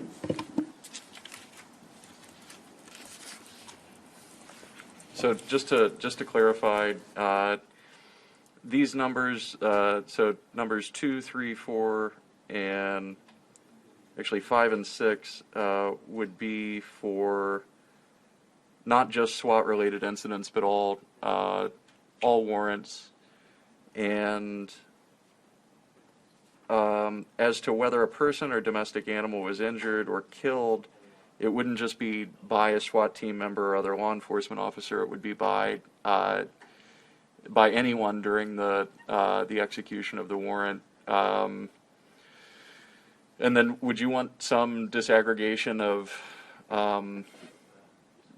who was, I guess, whether it was by law enforcement or by a party on whom the warrant was getting served? Right, maybe say by a non-law enforcement party.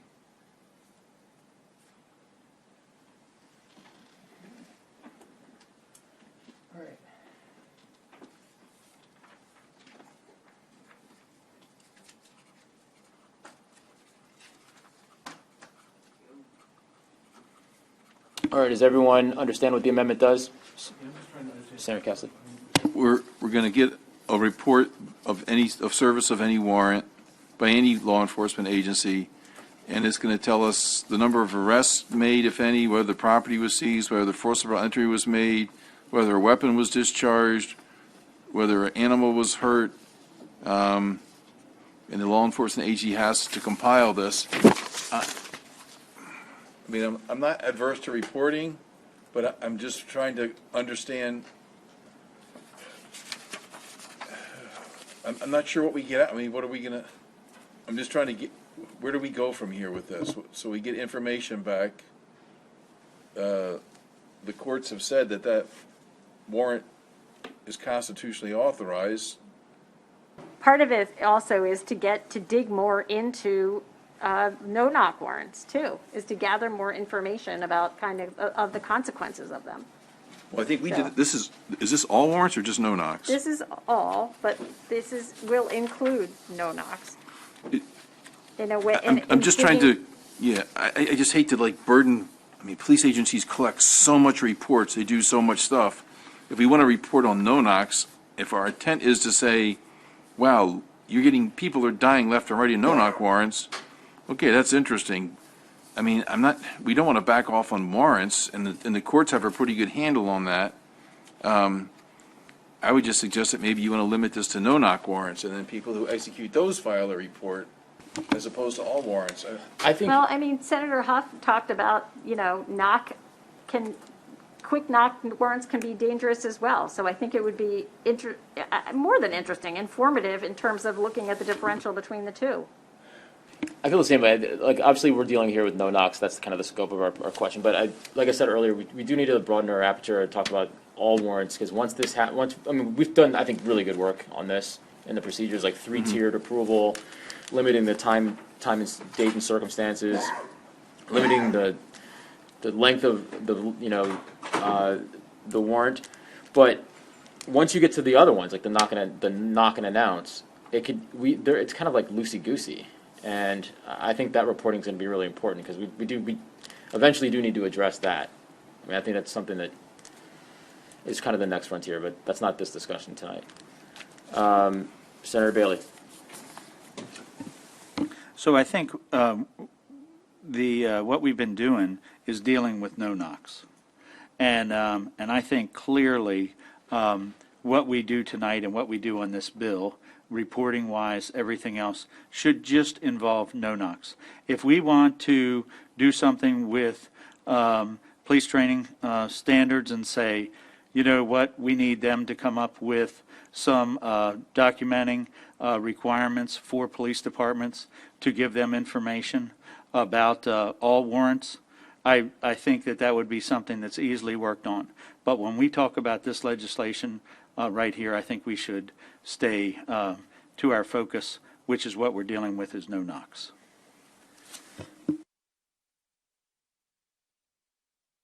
Again, I'll just warn that. I mean, one of the things that it's hard to explain this, and it's hard now that we've been streaming. I think it's good that we're all transparent, but some of the discussions don't get flushed out, and when the stuff gets out into social media, things get misinterpreted. But the point is, no, it's never happened before. I know. If we were to go ahead and eliminate no-knock warrants, which we've set some serious guardrails and protections there tonight to make sure that, as the Vice Chair said, that it's safe, legal, and rare.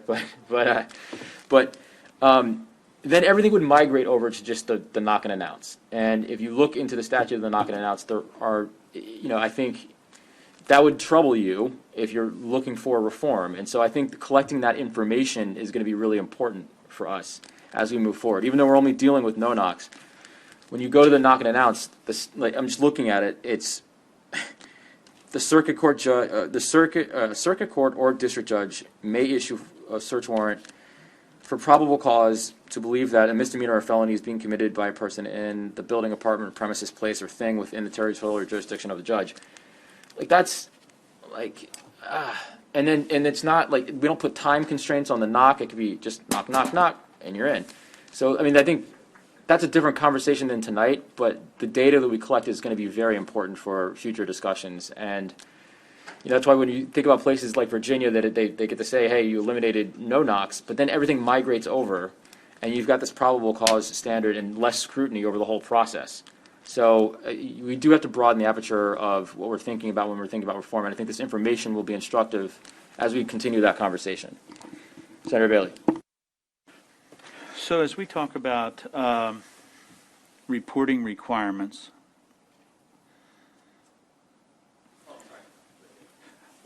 so when we are dealing with reporting requirements, and police departments, they're required to report their data once a year, right? Type 1 crimes, type 2 crimes, they go in once a year. It would make sense to me that when they're compiling all this data, that rather than do, I think this says they would do it every 6 months. Why wouldn't they do it annually with all the other reporting that they do it one time a year? Just seems to me logically, administratively, that would make more sense. So that it was already existing in the bill at 6 months. That's why, just for consistency's sake. And I'd say from being part of that, doing that, that was the only report that we were doing. And as the reason that they let it sunset is there's so much paperwork, people were just not reading it. I think once time a year, it would show us what we needed to see. I think it's an excellent point. I'm fine if with we're that. expanding the scope, I'd do that. Yeah, for sure. I'm fine with that. Okay. And then for leaving the warrant, you're exactly right. So we should just cross-reference the code section. Okay. So more of a technical thing, but you're right on. Okay, so the amendments then to just do once a year, not 6 months, whatever. All right, is everyone okay with that? Everyone okay with the expanded scope? Got it. Is everyone okay with just doing the code reference for the procedure for leaving a warrant after you've on a vacant premises? It's the same cross-reference. Is everyone just okay with? Okay, got it. All right. Any other amendments? Questions, comments, concerns?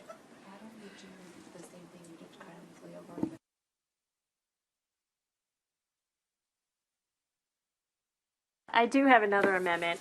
It's not quite drafted in the way that I think I had intended, but it is 613023/1. And I was doing a little bit digging around and found out that our neighbors in Virginia had included a provision in their recent reform that said that any evidence obtained from a search warrant in violation shall not be admitted into evidence in any prosecution. And it goes to kind of the fruit of the poison tree, or however you say it. And it part of my intention of introducing this is to, is really to take seriously following what the requirements are of the warrant. And if not, then what is found is not admissible. So that's my intention, is just to, really, it is to really require a great deal of attention to all of the details of the warrant. I'm totally opposed to this amendment. The fruit of the poison tree doctrine is if the policeman makes a mistake, the murderer goes free. Or if the policeman makes a mistake, the rapist goes free. So we've now drafted a bill which is going to place all sorts of complicated requirements on policemen in connection with no-knocks. And the idea that if a policeman makes one little mistake along the way and fails to do one thing that this bill requires, the murderer goes free, is something that I could never support. That was going to be my question as to whether it applied to the entire statute, new statute that we're creating. So if anywhere along the process there was a point of failure, then the exclusionary rule.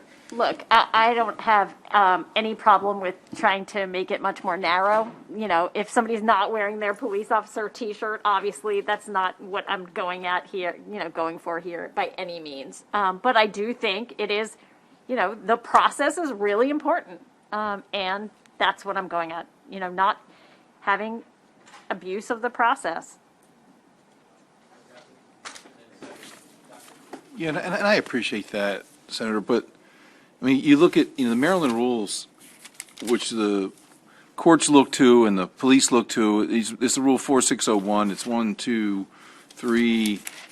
3 pages, very small font on how you have to prepare, what's got to be in that warrant and how they have to execute it. And once we pass this statute, the Maryland Rules Committee will take what we add and add it into this rule. All of that will then become part of the court's warrant, or the warrant that the court the search warrant that the court signs, and the court has authority to enforce its warrant. These are court orders. It's a court order to the police to go do this, and if they violate any provision of a court order, the court has the ability to issue any sanction the court thinks is appropriate, including they could exclude the evidence for failure to abide by the court's dictates. But the court also has the ability to say, well, that was sort of a technical violation and you didn't really mean it. Don't do that again. Or they could hold them in contempt and do all kind of things. I think that's a much better avenue because it lets the courts, who are really under our Constitution, the prime guardians of constitutional rights, and to make sure that the game is, not the game, but that the system is fair and just to everyone involved in it. And I don't think we need to step in on that piece of this. They're doing a very good job of it. Police officers know that if they abuse the warrant, that they're subject to pretty severe sanctions by the courts. And I don't see any reason at this point that we should doubt the men and women in the black robes to continue their role as the prime guardians of the Constitution. So I appreciate where you're coming to, but I just don't think it's necessary. And I don't want to tread into their territory, quite frankly. Thank you.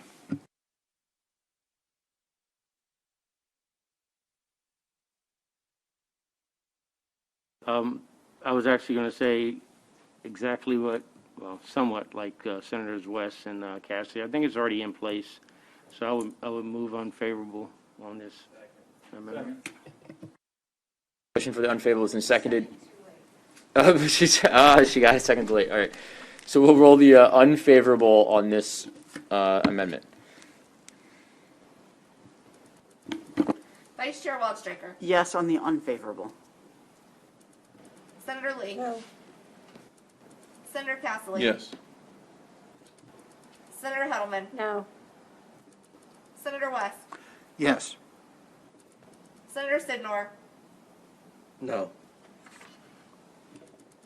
Senator Jackson. Yes. Senator Bailey. Yes.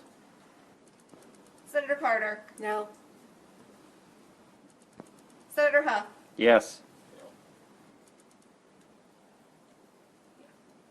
Chairman Smith. Yes on the unfavorable. It's fine. Okay. Further amendments? All right, further discussion? All right. There's been a motion for a favorable. Has it been seconded? With amendments? It's been seconded. We do a roll call.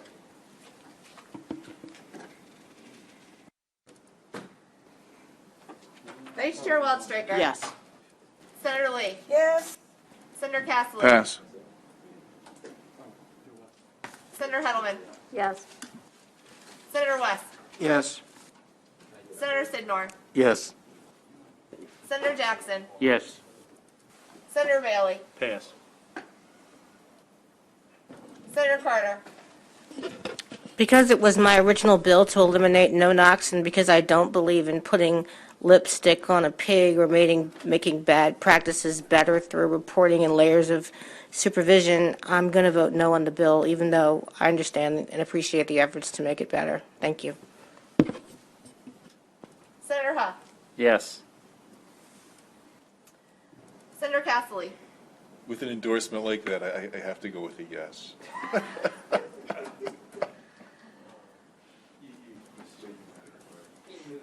Senator Bailey. Yes. Chairman Smith. So yes, I'll just say again, I'll read a little bit from the Attorney General's testimony here, is that Senate Bill 419 eliminates the use of no-knock warrants entirely. Although no-knock warrants are an important tool to protect the safety of law enforcement officers, the enactment of several reforms can reduce the tragic consequences that result from overuse.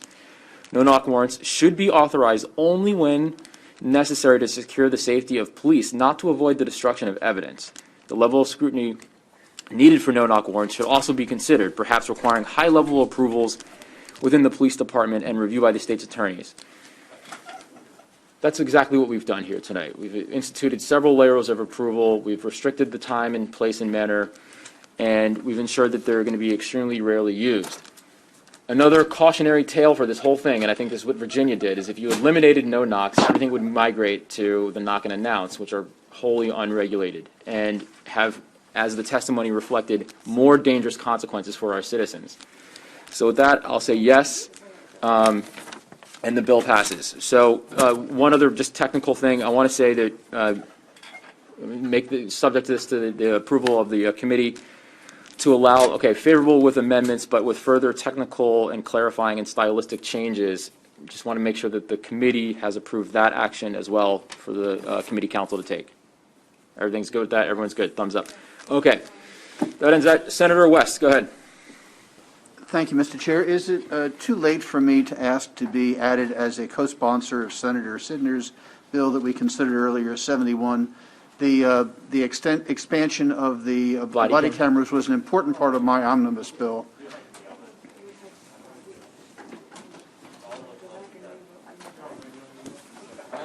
You do a floor amendment for it? Do a floor amendment for it? Yeah. If there's no...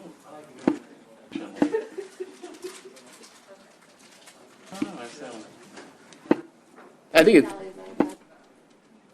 there's no objection. I'll be at it as well. So Senator Hedelman, West, Wallstreicher, Lee, Sidnor's the sponsor, Huff, Jackson, Carter, Bailey, you want to be on? Make it a team effort. You mean I'm the last one? Well, I think you and Castley, you guys are. You don't have to do it. No pressure, brother. All right, we're good. All right, we got it. Thank you. All right, I'll see you all tomorrow. Have a good night. What are we coming in tomorrow? We have Florida. Yeah, floor at 11. Floor at 11, followed by bill hearings. Followed by bill hearings, followed by voting. Followed by voting. So floor is at 11. So we'll be voting on use of force, which will probably be obviously a work session, partly because we haven't gone through the entire bill yet. So we have one more bill to get through, and then we are free. All right. Have a good night.